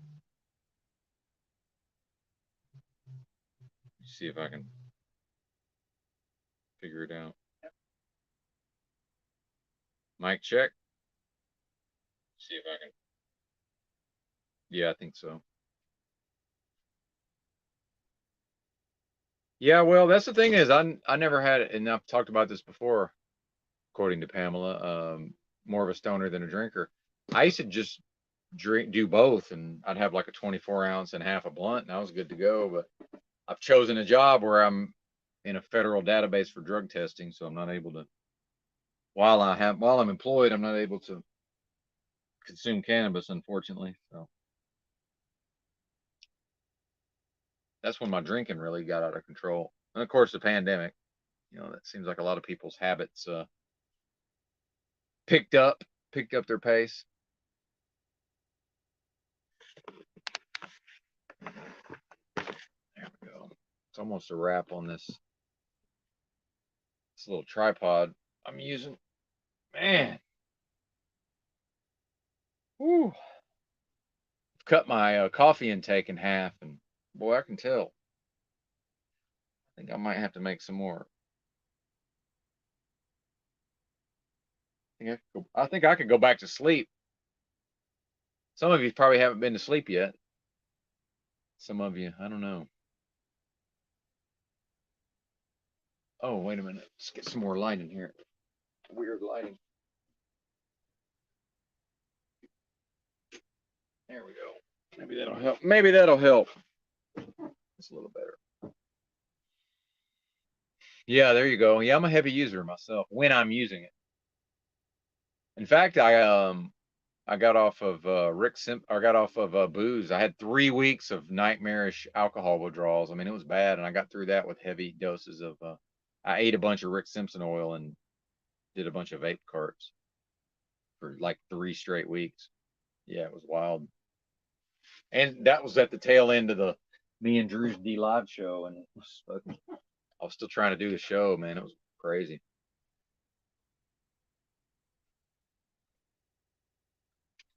I was so baked, and with that in combination with the delirium from the alcohol withdrawals, I didn't know what the fuck was going on.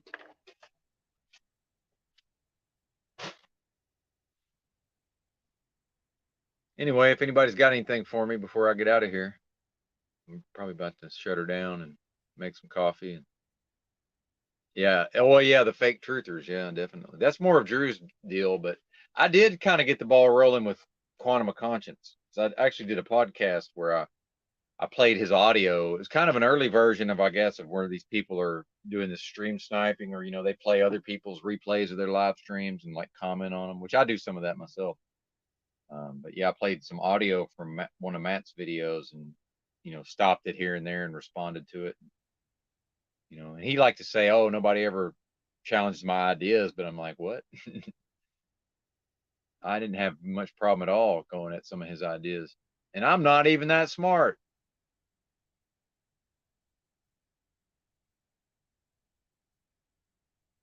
Yeah.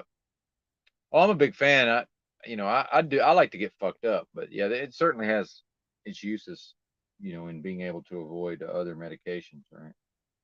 But I'm not personally a medical user. In fact, when I went through, well, I guess I was technically because people are hospitalized because of alcohol withdrawal, but I guess I was at that time. I used it to not have to go to the hospital. I know actually Highly Suspect, who used to be a fan of my podcast, but he popped in here one day and then disappeared. So I don't think I don't know that we've had a falling out, but I guess he's not a fan of the content anymore, perhaps. I'm not exactly sure.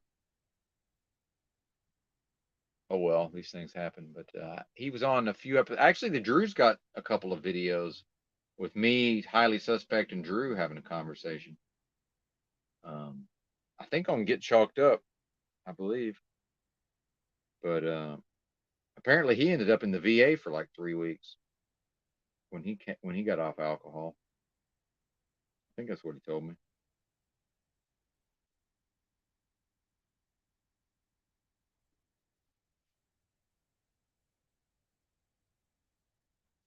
But yeah, I don't guess we'll be seeing Highly Suspect around.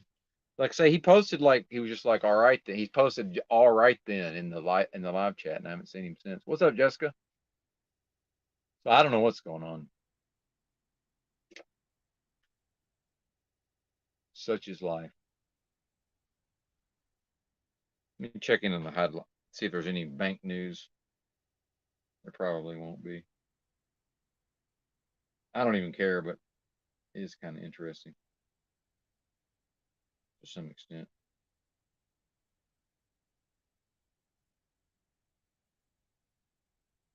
Oh, I'm on the wrong shit.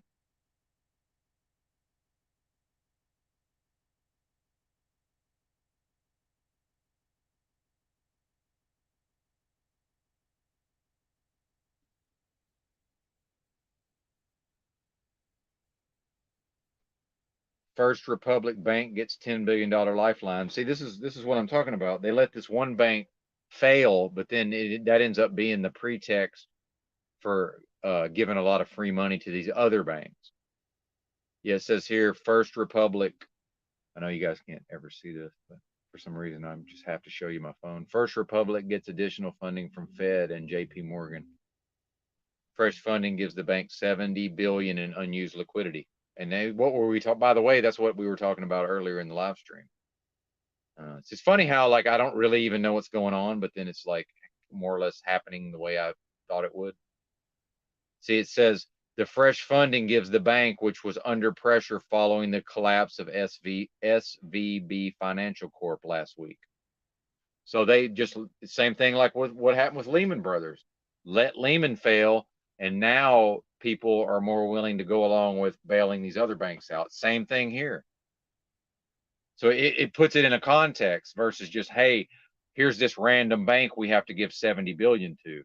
See, now it's in the context of following the collapse of SVB Financial Corp. So now that's just done to give this a context. And this, believe me, there'll be way more of this going on. I know my bad. 70 billion, which is that's nothing. Let's face it. That's nothing. Oh well, that doesn't include money First Republic is eligible to borrow through a new Fed lending facility. New Fed lending facility, you say? Now they say lending, but they don't. This money's never paid back. It's done through expansion of the money supply. So people that's where you hear people say, "Oh yeah, there were bailouts in 0809, but they paid the money back." I'm like, "No, they didn't. There were multiple bailouts. The the money that came through the Congress might have got paid back. All that money the Fed spit out, that's not even meant to be paid back. That's expansion of the money supply. It's quantitative easing. That's not now the money supply may retract at some point, but that the money's not paid back. It doesn't work that way. There's no paying back of the money.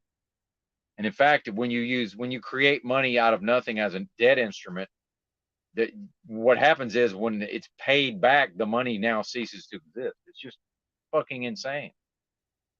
So yeah, it's just like at some point they contract the money supply. If you want to consider that paying back a loan, okay. U.S. regulators took control of a second bank Sunday. Oh, really? I didn't hear about that. See, I'm not even really following this. Signature Bank is shut by regulators. Okay. That's interesting.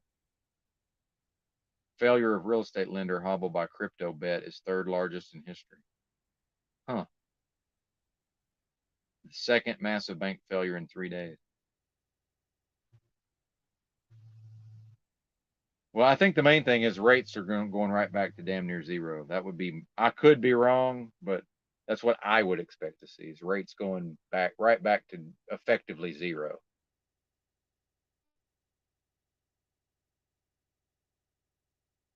Yeah, and we'll see. That's the thing is that's why I don't believe waking up is a thing because it's like, some people come to know certain things over time, but it's just not this idea that, oh well, maybe once things get bad enough, everybody will wake up and then they'll revolt and change the system.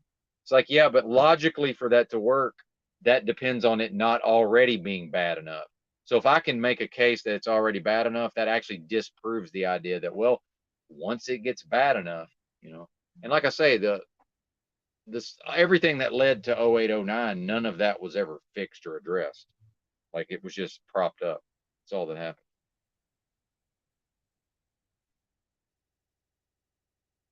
Says Signature was also reeling from a bet on crypto banking, which they, shouldn't even be allowed to do that. And was that Glass-Steagall, the repeal of Glass-Steagall, I think allowed that these banks to make get involved in all these risky financial moves. It says First Republic has a whopping 140 billion in uninsured deposits. Well, see, I think people are insane to have their money in a bank. To me, that's insane. It's literally insane. Yeah, exactly. Land of the Blinded. It's because it's nonsense. Yeah, exactly.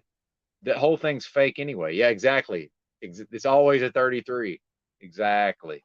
Yeah, 3.3 billion crypto bet. Yeah. Yep. It's always, you're right. It's all every time. Every time. Yep.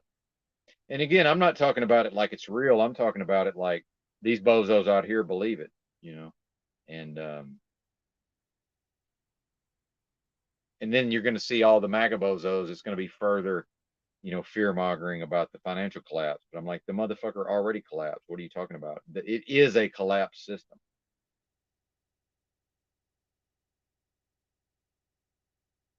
Hmm.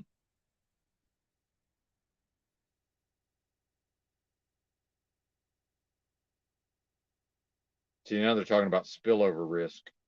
Is a spillover risk to these institutions is more likely than not. See, they're going to bail the whole fucking system out again. And I told people, I've been telling them since 0809, I said, they're going to do it again. I said, what do I said, do you think this is a one-off? I said, they're going to do this shit again. It's absolutely going to happen again, which is what this is going to be, in my opinion. Now, again, I could be wrong, but yeah, they're going to just do it's going to keep happening. This is the system. The system is collapsed. So just remember that when you see all this fear mongering around the financial system's collapsing, the motherfucker's already collapsed. Am I really supposed to be scared that this thing that's already in collapse collapses again? Like it doesn't even make sense. Yeah, it's a scam. Yeah, it's a fucking scam. Exactly. And again, that's a big part of. It's not the only reason, but it's a big part of why I had trouble getting motivated enough to actually go to a job for about 10 straight years when I did not have regular employment. It's like, who wants to read all this and understand all this and then go fucking just go punch a clock? It's crazy. Now some people have to, and that's not even, but I didn't have to, so it's just nuts, man. And now, like, whatever taxes they take out of my check, to me, that's just money I never get. Is the way I don't even think about it. It's like my check is whatever amount after taxes. That's what I earn. You know, that's the way I look at it. It's like, and I want, I obviously fill out my whatever when I take a job. I fill out that form to try to strategically get as much in each check as I can, obviously. And I don't file a return. I'm never going to file an income tax return ever again. Come get me. Seriously. If they want to come get me and put me in prison, that's fine. I haven't filed in 20 years. I'm never filing again. Come get me.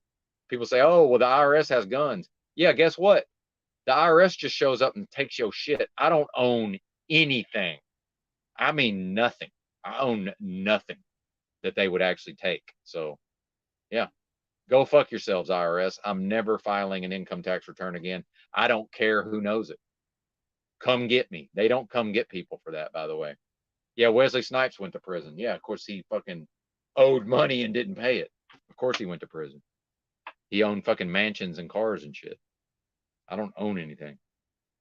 But yeah, that's just the way I look at it. It's just money I don't get. Believe me, if it was up to me, I wouldn't let them take anything out of my check. Yeah, good for you, Ian. Yeah. Well, and we know they can't. They can't make you file, but they can damn sure just come steal your shit. I mean, that's ultimately very few people go to prison for that. Some do, but generally it's people who had a high income, bought a bunch of shit, and then never paid the taxes. Like this, that Richard Hatch, he got $1 million from the first season of Survivor. Well, they just gave him $1 million, he never paid the tax. Like you can't, they're not going to let you do that. Meanwhile, I do pay taxes because they take their fucking money, they take it off the top. So it's not like I owe them anything. I guess mainly just don't owe them nothing. I think that would be the best thing. As long as you don't owe them anything, as far as I can tell, there's nothing they can do. But see, when I start seeing this kind of stuff, it just reinforces the way I'm living. Fuck banks. I don't want nothing to do with banks. I want as little to do, and I've been living this way since 08, 09. I want as little to do with banks as possible. And I think anybody that has their money in a bank is just literally out of their fucking mind. Like to me, that's one of the craziest things somebody could do. And I'm not saying go take your money out of the bank. I'm not saying that. I'm speaking like just generally. This is not financial advice. I'm just saying generally speaking, somebody who lives their life in a way that they have a lot of money in a bank. Look at what happened in Cyprus. Those people woke up one day, the government did a bail-in, all their money in the bank above a certain amount was just gone. Right? You think that shit ain't gonna happen here? Of course it is. Of course it will eventually. We ain't there yet, but dude, your money is not safe in a bank. I don't care what anybody said. It's just not. I mean, well, it's safe till it's not, I should say. It's safe right up until it's not. It may just magically vanish. And hell, I got just the money I have on my debit card. I really don't even want that money on my debit card, honestly.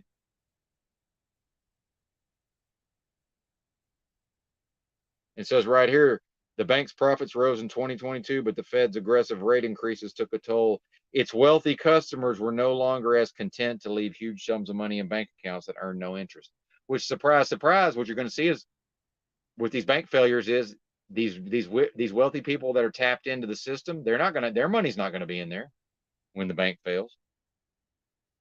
Nothing above whatever's supposedly guaranteed through FDIC.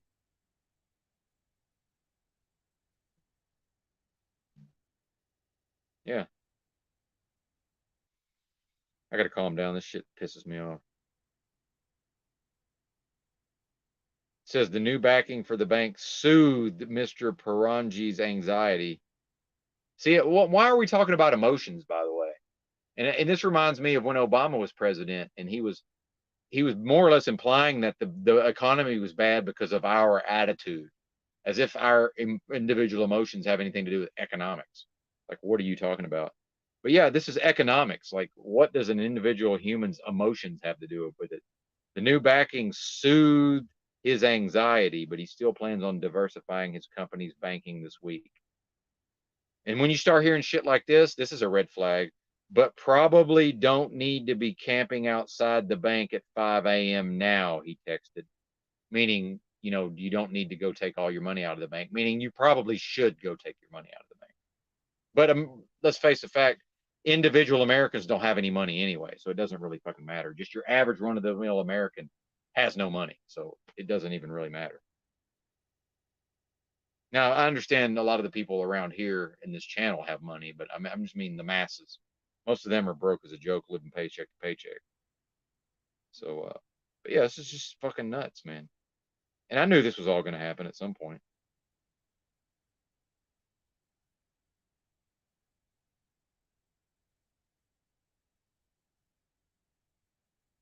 Now it says here, today we are taking decisive actions to protect the U.S. economy by strengthening public confidence in our banking system. Well, and if they really wanted to do that, it's not going to. If they really wanted to do that, they would go back to the old system where if a bank held individual depositors' money, then that bank couldn't engage itself in certain financial trading, right? If they really wanted to do what they say they're doing, and I think that might have been Glass-Steagall. I'm not exactly sure. I haven't researched all this in a while, but he says we want to protect the U.S. economy by strengthening public confidence in our banking system. Well, the best way to do that would be like, okay, we made a mistake, which that they're never going to say that. We made a mistake when we allowed these institutions who hold deposits to do this risky trading, right? So we're going to go back to the old system where they're not allowed to do that. But never going to happen, of course. But that if they really meant what they said there, that's what would happen. But we know it's all a bunch of fucking smoke and mirrors, lies, scams, a bunch of nonsense. But just like 0809, the general public's just going to accept all of this. They're just, whatever it is, they're going to accept it. This ain't Iceland, where the people said, fuck you, we don't owe this money. Exactly. It's all gonna, and this is what I try to tell my dad is like, because he reads his iPad and then he gets his emotions worked up over, the system's about to collapse, the financial system. I'm like, dude, 0809, that motherfucker already collapsed. I said, listen, man. I said, they, meaning whoever's running this show behind the scenes, I said, they can prop this thing up as long as they want. Unto perpetuity, man. They can prop it up as long as they want to prop it up. That's just how this shit works. And it, because I was losing my shit for a couple of years, man. I'm thinking, oh, there's going to be fucking food shortages and all of this. And I'll tell you why there's not going to be food shortages. Because if you starve, 75% of these motherfuckers need to be starved out, and that would actually make America would be strong.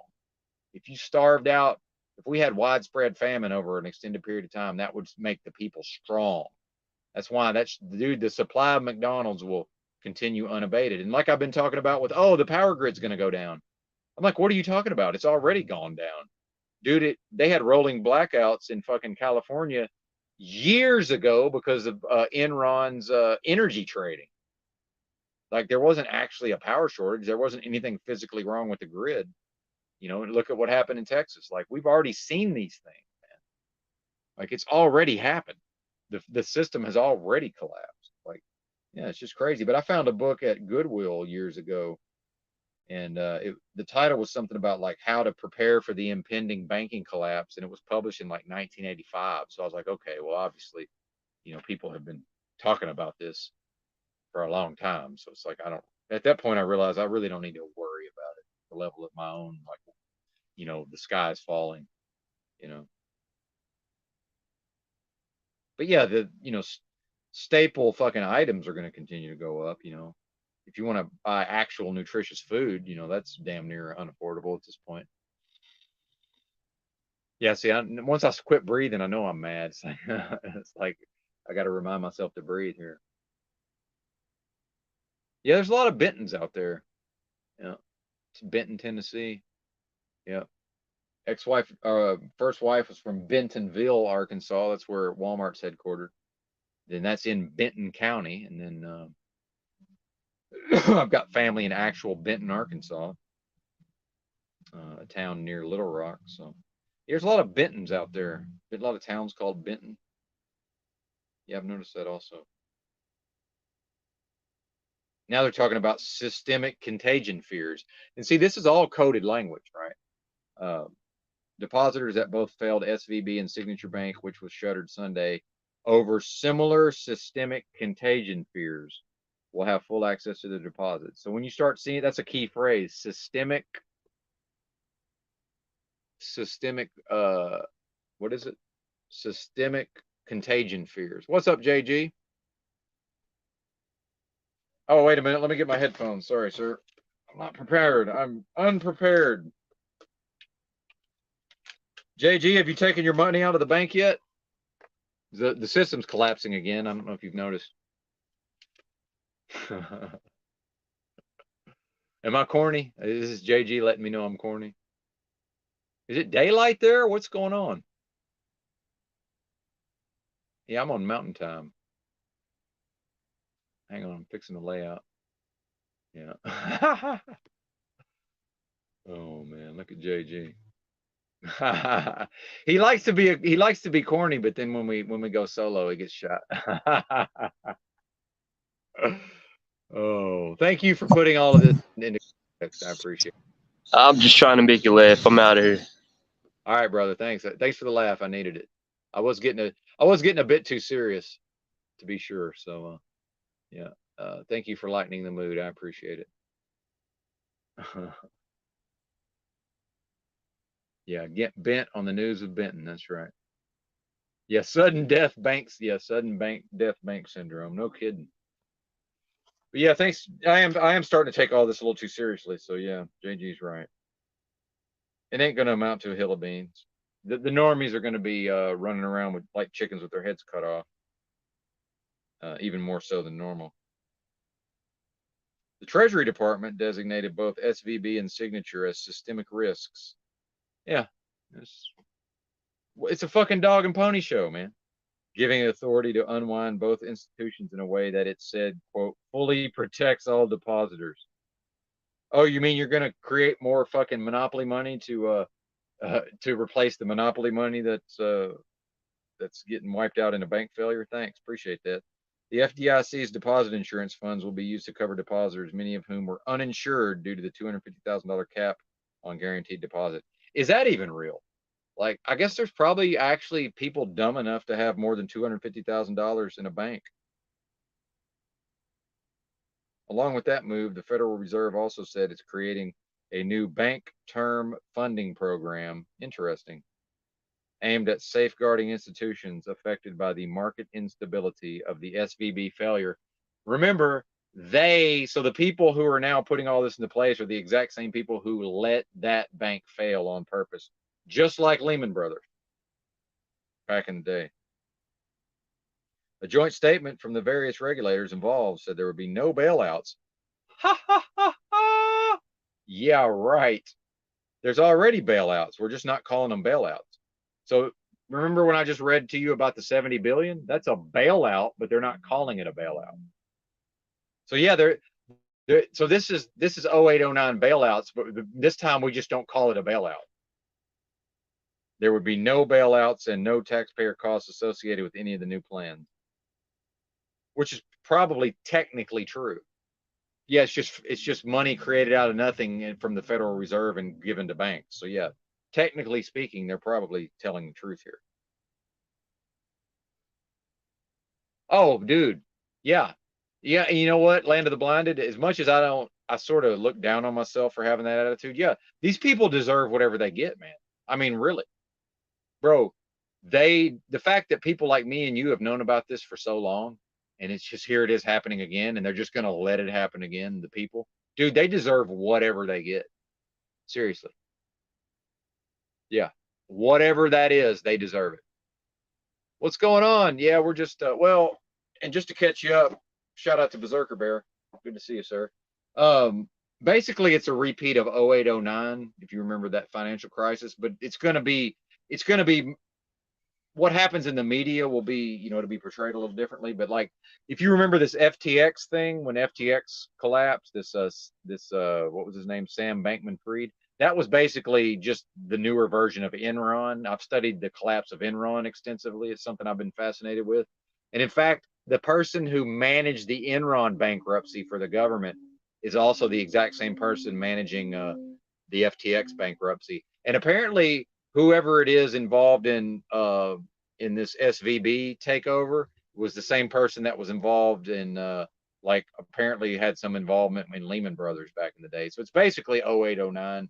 It's just like I've been saying, the bailouts, they're just going to do it again. So all of that Occupy Wall Street and all that, none of those problems were ever fixed.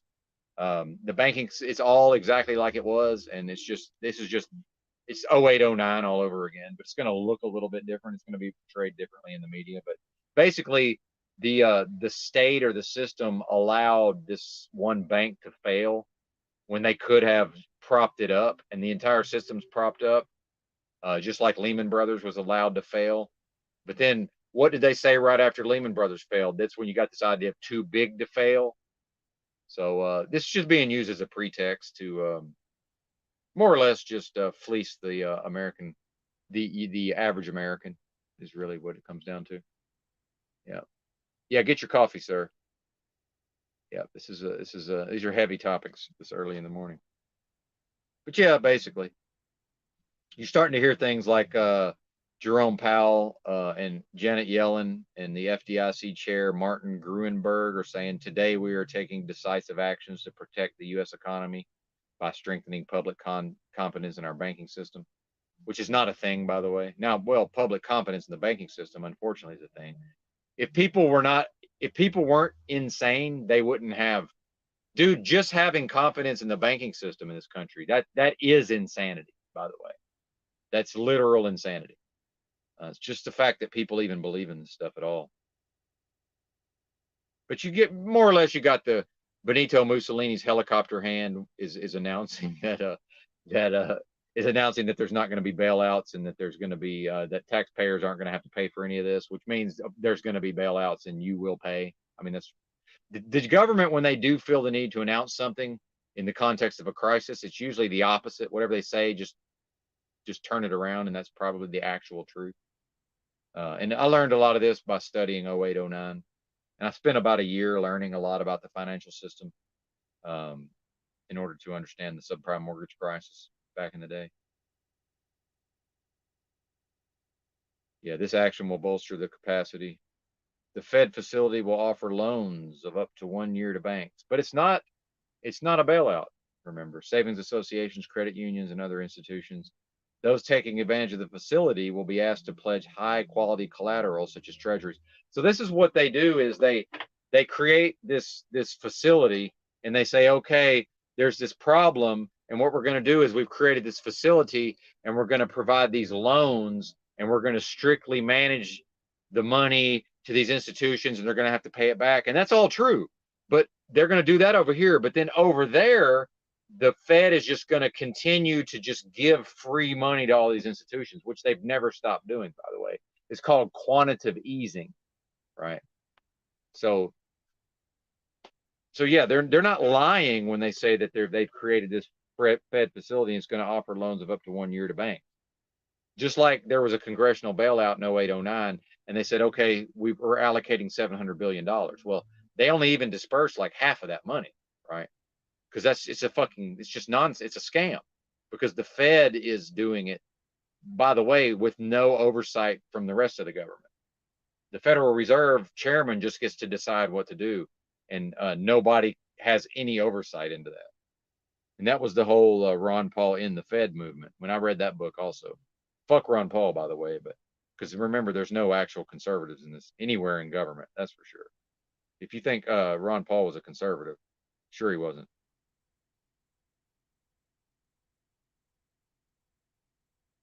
Or if he was the last of them. I'll say that. Rand Paul, not a conservative, if you watch what he does. Yeah, this is just nonsense.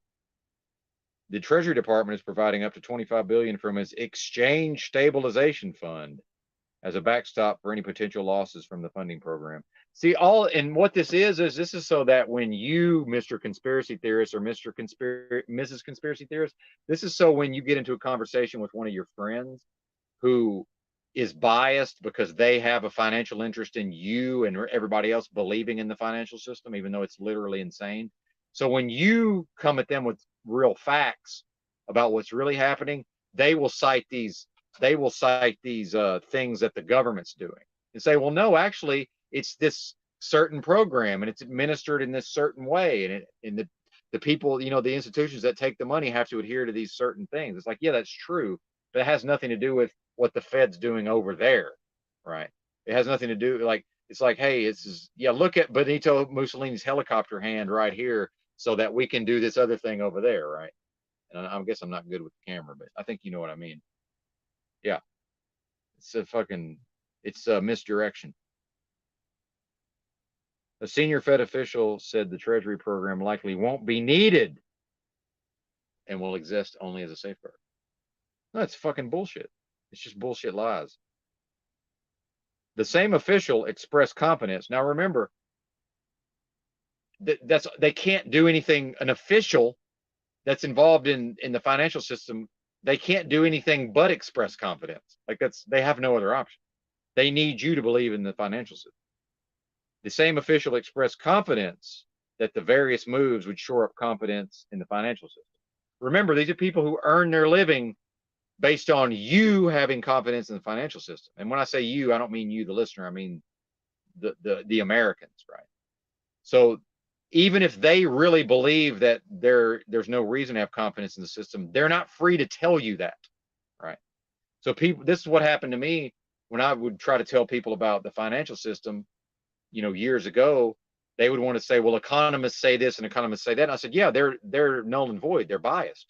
They earn their living based on you believing in the system. So what they say is irrelevant. They're not, if they really believe it's a bunch of nonsense, they're not free to just be like, yeah, I'm an economist and I think it's nonsense. That's not an option. That cannot happen. What's up, Music Holds the Secret?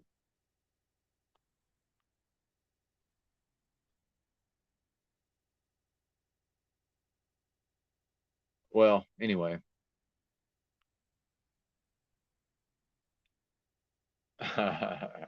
That'd be nice if there were bank runs. I don't see it happening. These people are crazy, man. I don't think they got it. I don't think they got enough wherewithal to go have a run on a bank. We didn't have bank runs in 08, 09. Not really, anyway. Why would we have them now?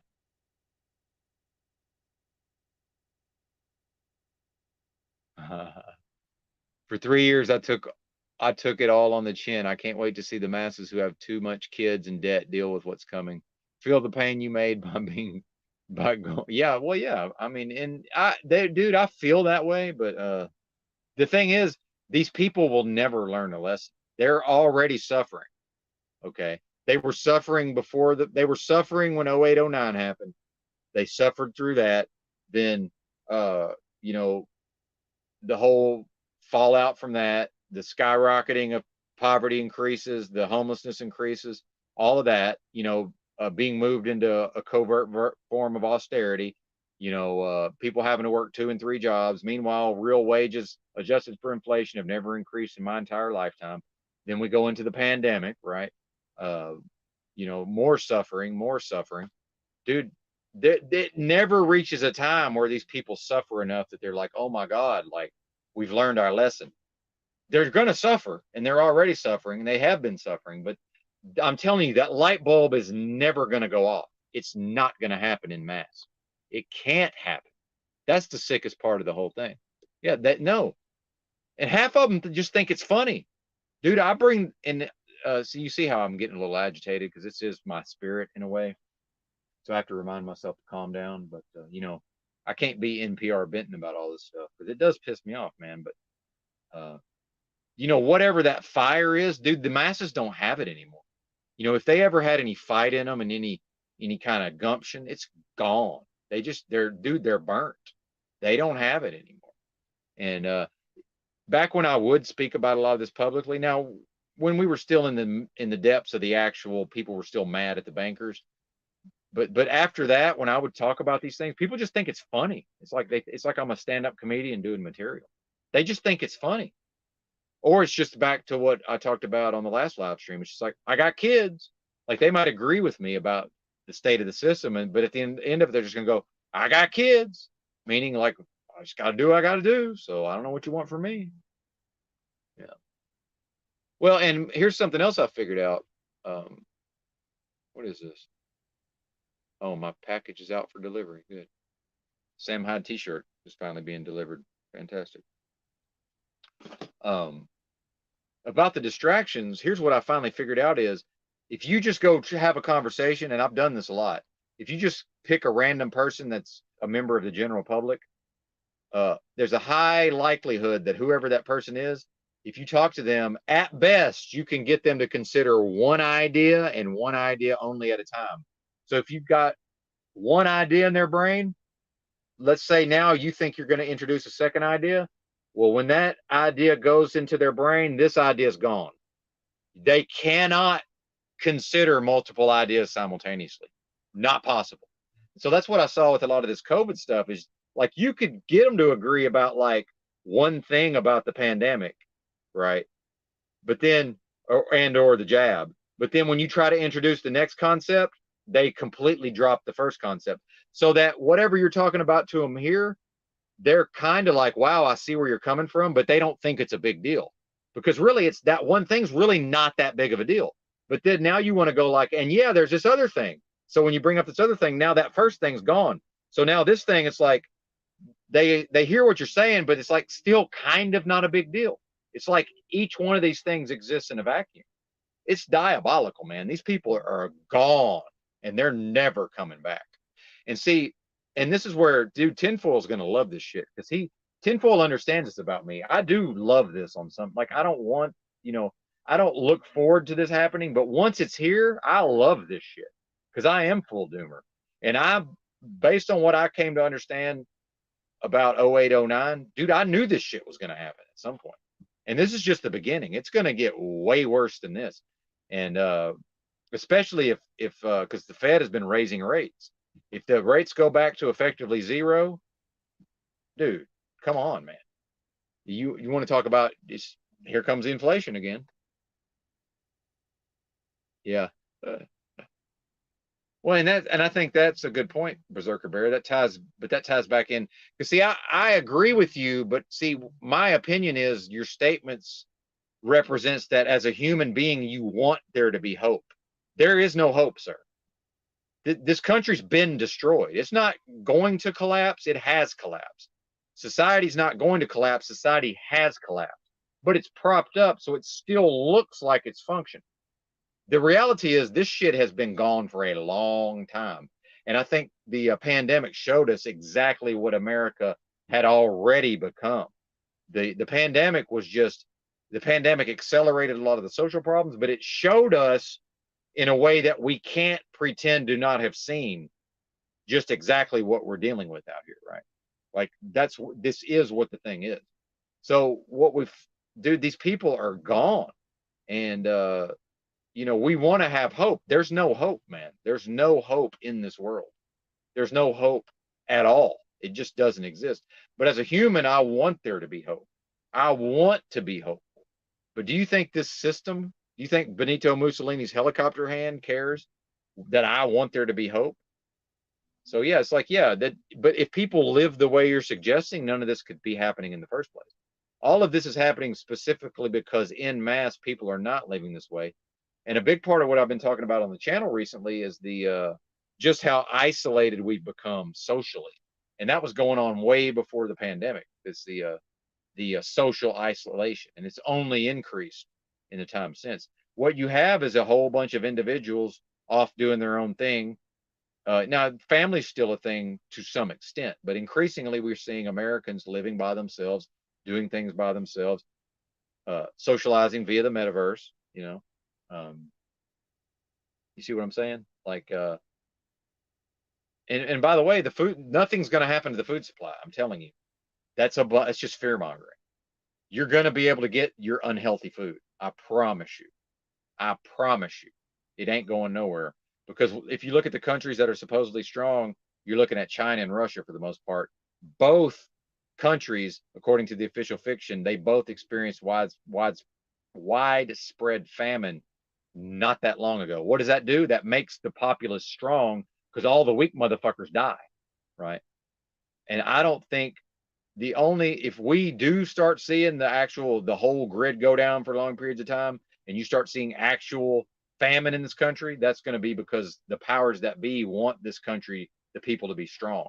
What I think is that part of the plan is a weakened America, meaning the people, meaning McDonald's, the supply of McDonald's will continue unabated. It just will.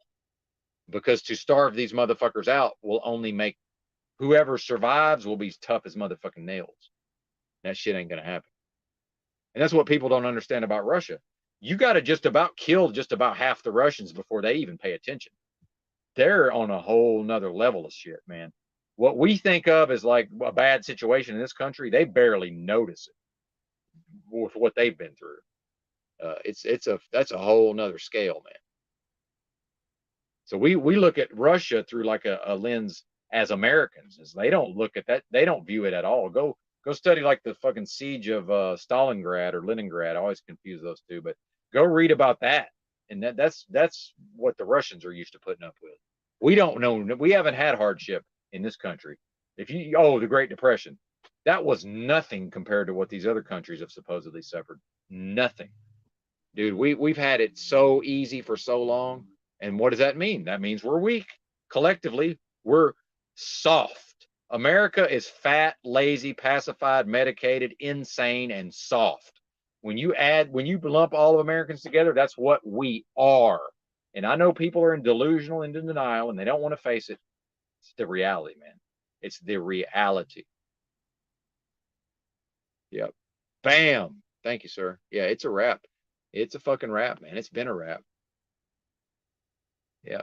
Well, yeah, and take care of yourself, obviously. Like, dude, if you have a work ethic and half a brain, you're going to be fine. I'm talking about the masses. Believe me, if you got a half a brain and your physical, your body still halfway works, and you can actually focus on a task, and get some shit done, you're going to be fine, as far as I'm concerned. Yeah.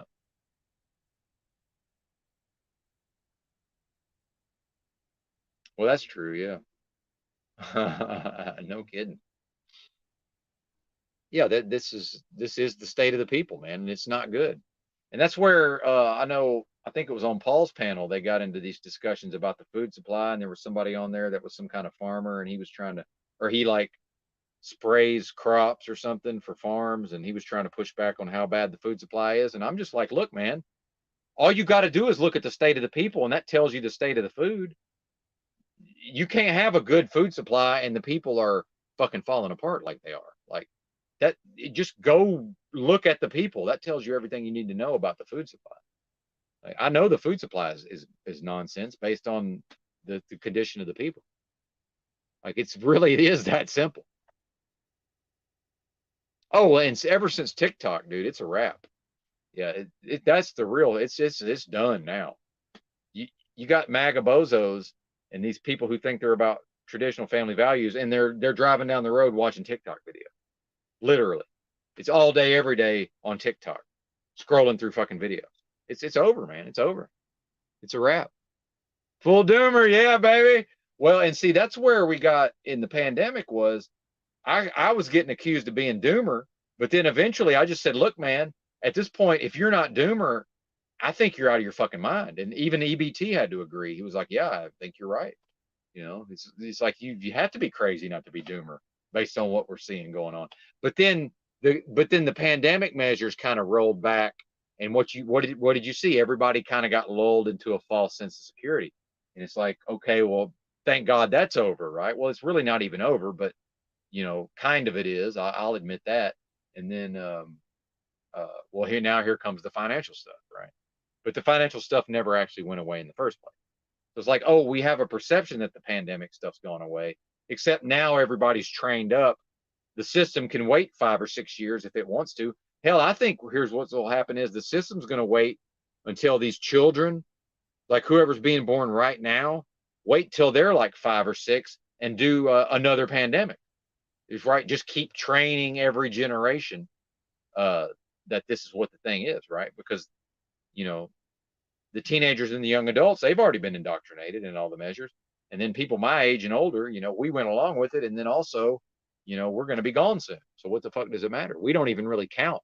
If you're my age, it's over with for us anyway. If you think about it, it's necessarily about the younger generations. Always. That's just how it works. Now I'm free to go try to make some kids and then have some sort of direct connection to the younger generation. But as far as me as a 47-year-old, it's a fucking wrap anyway. That's just how it works. Well, and see, this is what's interesting is what we're see now what we see Land of the Blind, and I'm not picking on you, Land of the Blinded, because I'm going to tie this in with myself, but now you start seeing it's a normal human impulse. Okay, now the sky's falling. Now what can I do to prepare? So I'm not even exaggerating. When the pandemic first happened, I put my head down. I just worked every day for 6 months. I made as much money as I could. I mostly bought guns and ammo with that money. Now, because I chose to then quit my job for months at a time and drink alcohol in a motel room and be on the internet all day, I ended up selling a lot of that stuff I'd bought, but I still have, a lot of guns and ammo that I bought with my wages, right? So this is the human nature, is to be like, okay, let's go out here and see what we can get. But now I look back on my behavior and I realize that was foolish, even though as a human being, it's just normal that I would react that way. But especially once the George Floyd stuff kicked off, actual fucking riots all across the country, right? And then it shows you how compartmentalized our thinking is, because I got to talking to my dad about it. He never realized how bad the George Floyd riots was. I said, basically every fucking city in this country got set on fire, man. Like, he didn't even realize that. I said, yeah, go read it for yourself, dude. There was basically rioting all across the country. It's way bigger than, if you think the Rodney King stuff was bad. Yeah, that was bad, but that was mostly in LA, although I'm sure it happened in other places too. It's like, bro, I have to face all this as it is, or I'll just lose my mind. Like, I don't have the luxury of delusion and denial. I just don't. I have to just accept it. I have to catastrophize as far as I got to go worst case scenario. So now that I look back on my behavior, I'm like, really, all that buying all those firearms and ammunition was, that was foolish in a way. Now, what I still have, believe me, I'm glad to have it. That was not money wasted in any way. Now, I did lose some money just over what did I pay versus what did I sell, but that's a whole nother thing, right? Like, that's not even really relevant. And I don't waste money. Like, I'm not a big spender in general, so it's really not a big deal in context. Oh, dude, they said, I think that was before TikTok, Mr. Me. I think it's worse now. I really do. And I think that thing I'm talking about with where in the best of circumstances, if you talk to another person, you can, in the best case scenario, you can get you can put one idea in their head, but you can never put two different ideas in their head simultaneously. It's just not possible. That's really how bad it is.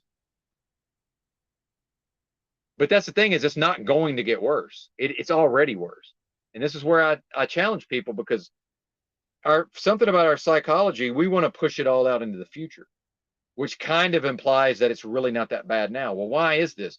It's because the number one feature of the human with respect to behavior is we adapt to our environment, period. We are every human being, we are damn near experts at adapting to our environment. So we've already adapted to things being worse. Now they're going to degrade from here.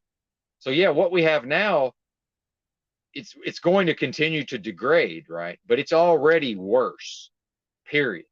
It's already, remember 08, 09, this motherfucker already collapsed. And now we're talking about it potentially collapsing in the near future. It's like, well, what are you talking about? The system, it's already collapsed. But I've accepted this. So it's just like, now, do I still get kind of fired up and all?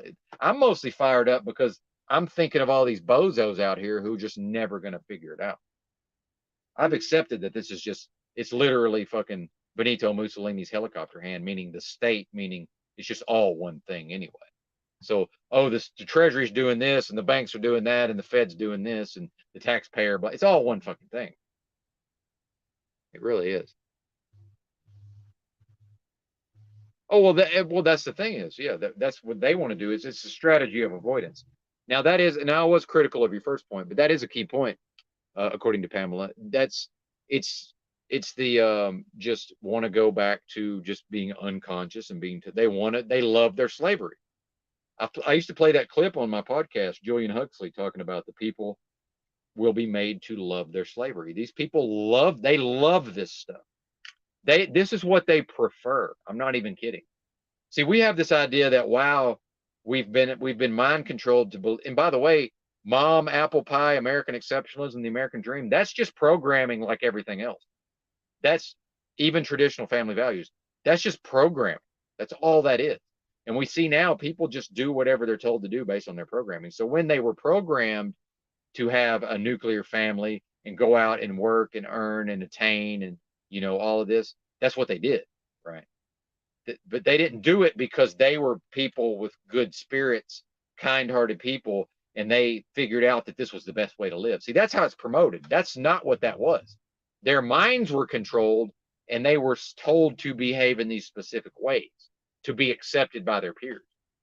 Dude, these housewives, in the Mad Men era, were not making homes and doing all these things because they wanted to do that. They were doing that because that was what was promoted to them, and that's how they were accepted in the community. Period.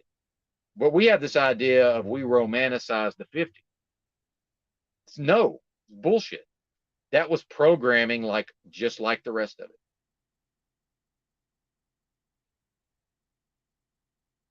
So now we see that it's not what it was promoted as, and it never was.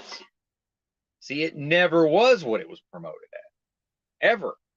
All these social problems have existed, probably for the entire course of the country, but as we see as it gets worse and worse and worse and worse.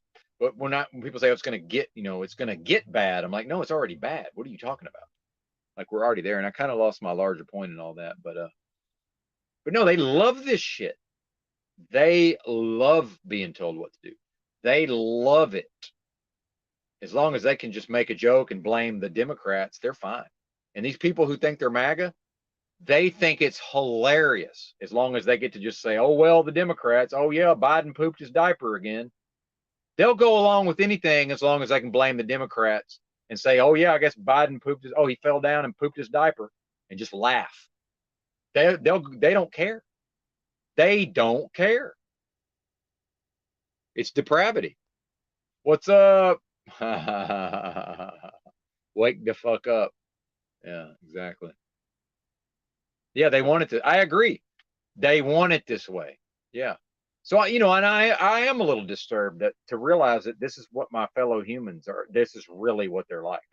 So the fact is, they don't want. They behave based on their societal programming and their brainwashing at the level of mom, apple pie, traditional family values. They don't want that. That's not something that they're willing to fight and die for. It's just not. Now, if it's provided for them, they will engage with it for their own purposes, but they will not sacrifice for one day. And this is where, by the way, it does tie in with the Paul and slave material. They won't sacrifice for one day to so-called secure their rights and their freedom. Well, we don't have rights and we don't have freedom in America. We don't. It's not a thing, man. Now, as a human being, you do, but that's based on your own ability to, live based on those principles, right? And not get tricked out of your position. So, this does show, and I'm not an adherent to, the entire whatever it is that Paul enslaved espouses, but I do think that he elucidates some very important concepts that it's real, man. It's real shit.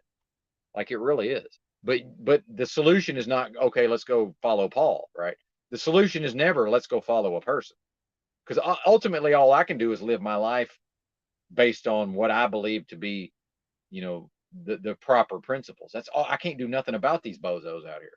I can't do anything about these bozos who love all this and think it's funny and just want to say the Democrats and I guess Biden fell down and pooped his diaper. Dude, as long as they can say that, they're fucking happy. Yeah, exactly. Drew's, yeah, you're exactly. Yeah. Yeah. And there'll be a new hope at some point. Something else will come along. Maybe it'll be Michelle. Maybe we'll dust off the hope, and maybe it'll be Michelle. We'll see. It'll be interesting. Dude, I have no ability to predict politics, but I fully expect a second Democratic term. Whether that's Biden or not, I have no idea. This one term thing it's relatively rare. If you look at the history of the presidency, there's not that much one term stuff going on. There's really not. So, as far as the party who holds the presidency, it's not really a thing. If you look at we've already had, it's already happened, somewhat, it's happened with Herbert Walker Bush. Well, no, that's not even true. See, I keep forgetting that was coming off of Reagan, so that doesn't count. That was 12 straight years of Republican. Carter, 4 years of Carter, and then 4 years of Trump. This really doesn't happen that often. More often than not, when a party takes back the presidency, they get 2 terms almost every time, a minimum of 2 terms. See, I even forget. It's like, oh yeah, I'm wanting to go back to a 1-term Herbert Walker Bush, but that's right, he came off the heels of a 2-term Reagan, same party. See, I forget that. Well, but did he even write that stuff? See, when I talk about Benito, what I'm talking about is that there's these writings attributed to Mussolini having to do with corporate fascism that are if you actually go read that stuff, I don't know if he wrote it, but it's very astute. I mean, it more or less explains today's America as far as I'm concerned. And as far as the main point that I took out of those writings is, as far as the state is concerned, I'm property of the state, and everything else is property of the state. This big rig belongs to the state. This retail store I'm parked at belongs to the state. You belong to the state. The Federal Reserve it all is one thing as far as the state itself is concerned. And I think that's a key point that is just people don't really understand, and I never understood it. But a lot of this makes sense in that context. So you get a lot of people wanting to argue about what this faction of the state is doing versus what this faction of the state is doing. But I'm like, dude, it's all Benito Mussolini's helicopter hand. So what the fuck does it matter? Like, it's all the fucking helicopter hand. So this one finger's doing this thing and this other finger's doing that thing. Who cares? It doesn't fucking matter. Like, it's something meaningless to focus on, to divert our attention. It's diabolical. What's happening, Drew? Good to see you, bro. Yeah.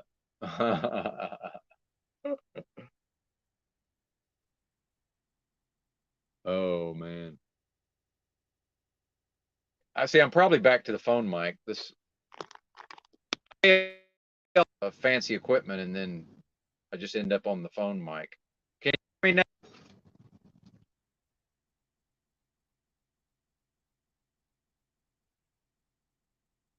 No, I want to do an audio check.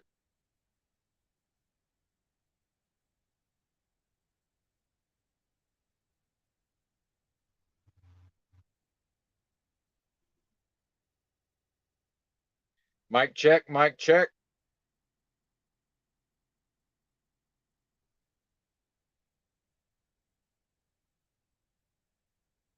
Mic check, mic check. Yeah, I think I'm on the fucking phone. Why does it do this? I don't understand it. It don't make no sense. That don't make no sense. Mic check, mic check. Yeah, I think I'm on the fucking phone. Why does it do this? I don't understand it. Hello, hello, hello, hello. It don't make no sense. Mic check, mic hello, check. Hello, hello. Why does it do this? I don't understand it. Hello, hello, hello, hello. Don't make no sense. Mic check, mic check. Hello, hello, hello. Now I'm looping. All right. Well, anyway, whatever it is, hopefully you can hear me. Yeah. Thank you, sir. Yep, 100%. I'll take that. Yeah, and for me, now that I failed in my attempt to drink myself to death, I've reached. It's always going to bother me. Look, let's be fair. It's always going to bother me on some level, these things we're talking about. But I would say I've mostly accepted it, and I really have gone through all the stages of grief with this thing, man. I really have. And it's been a years long process, but and I don't take any pleasure in it, but it's like I feel like I've been lying dormant, and now I'm allowed to come up above the surface again. Yeah, I agree with that, Mr. Me. And I did say that. I think you were here when I said that. It's like, look, if you got half a brain and you can focus for any period of time and you can still actually get some shit done in the real world, you'll be fine. I mean, it doesn't take much to outdo these bozos at this point. I mean, it really doesn't. Um, yeah.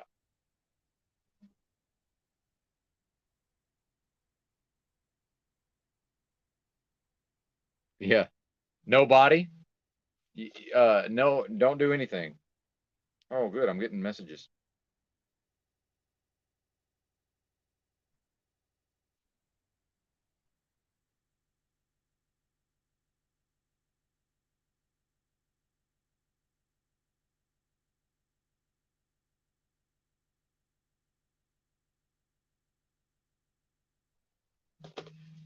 Yeah, no, and here's the best part of that, Dick and her buns, is that uh, anything that anybody does on a level of violence will actually just make things worse.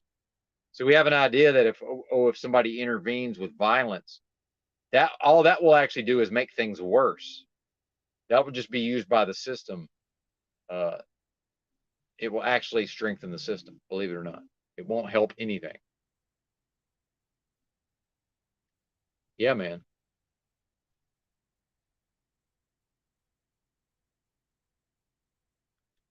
There you go. Yep. Well, and what I've said before, Mr. Me, is that I have to. Like, dude, I cannot maintain my sanity and just live in a fucking la land false reality. I'm just not able to do it. Um, and I think that was part of whatever issues I was dealing with when I first chose to leave the workforce and start become homeless when I transitioned into homelessness. A lot of that was just, I think the problems were caused because I spent most of my life actually in multiple false realities. Um, so I have to face reality, or I'm just not going to be able to maintain my mental health. Period. Uh, I don't have a choice.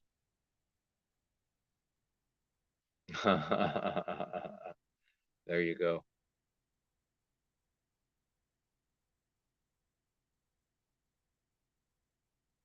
That's interesting about the chance.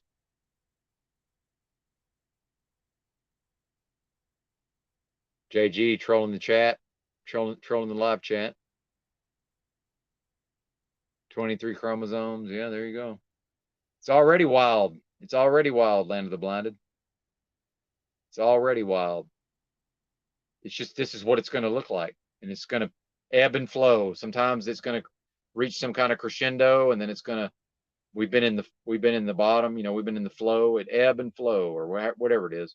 You know, crescendo, then it goes back down, then a crescendo, then it goes back down. But it's on a fucking same trajectory, a through line.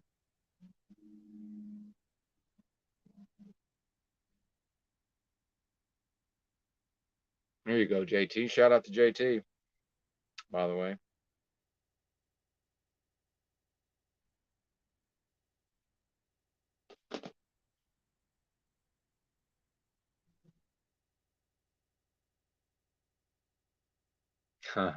Well, that's the thing is there's never an end.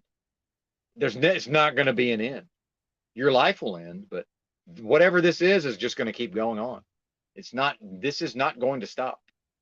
It's already collapsed. So how could it's collapsed and it still goes. And then it collapses further and it keeps going. Like it's never going to end. See, that's how we think. And I think this is very important. Our psychology is being used against us every step of the way. Our adaptability is used against us, and our psychology is used against us. So the fact that we frame this in, oh, this is something that will end. No, if you believe in certain spiritual ideas about the return of the creator and all this, that could be the end of this system. But as far as in the context of this system, none of this is going to end. This is just going to keep going. There is no stopping it. Exactly. And I do think it's interesting how another part of how our brain functions is we go right into problem solving. We start seeking solutions. There's no solution. There's no solution. You can't solve any of this.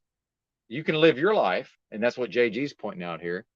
is that there's no actual solution. You can live your life. You can't do nothing else. And if you got kids, you can raise your kids, and you can spend time with your family, and if you're lucky, you can spend time in nature. You can't do anything, nothing else you can do. Nothing. You're just here.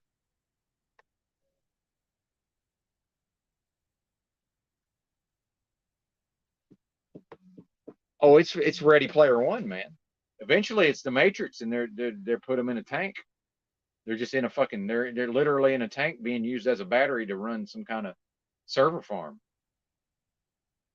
Oh yeah.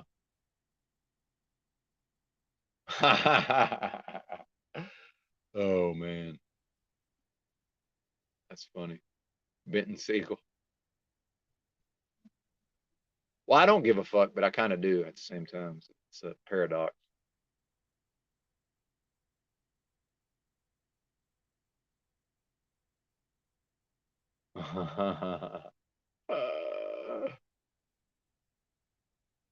Oh, good. Mike's good. Okay, good. I'm way behind in the chat. Okay, maybe not so much. Storm is here, Roy. The storm has been here. It's not coming. Say it again. That's our psychology being used against us. If things are horrible, but if we can project out into the future, that's when that's where the storm is out there and it's coming, but that means it's not here now. No, it's here now. This is the storm. You're living. This is the collapse. You're living through it. You've been living through it. This is the nightmare dystopia. Population U. Thanks for watching. Bye.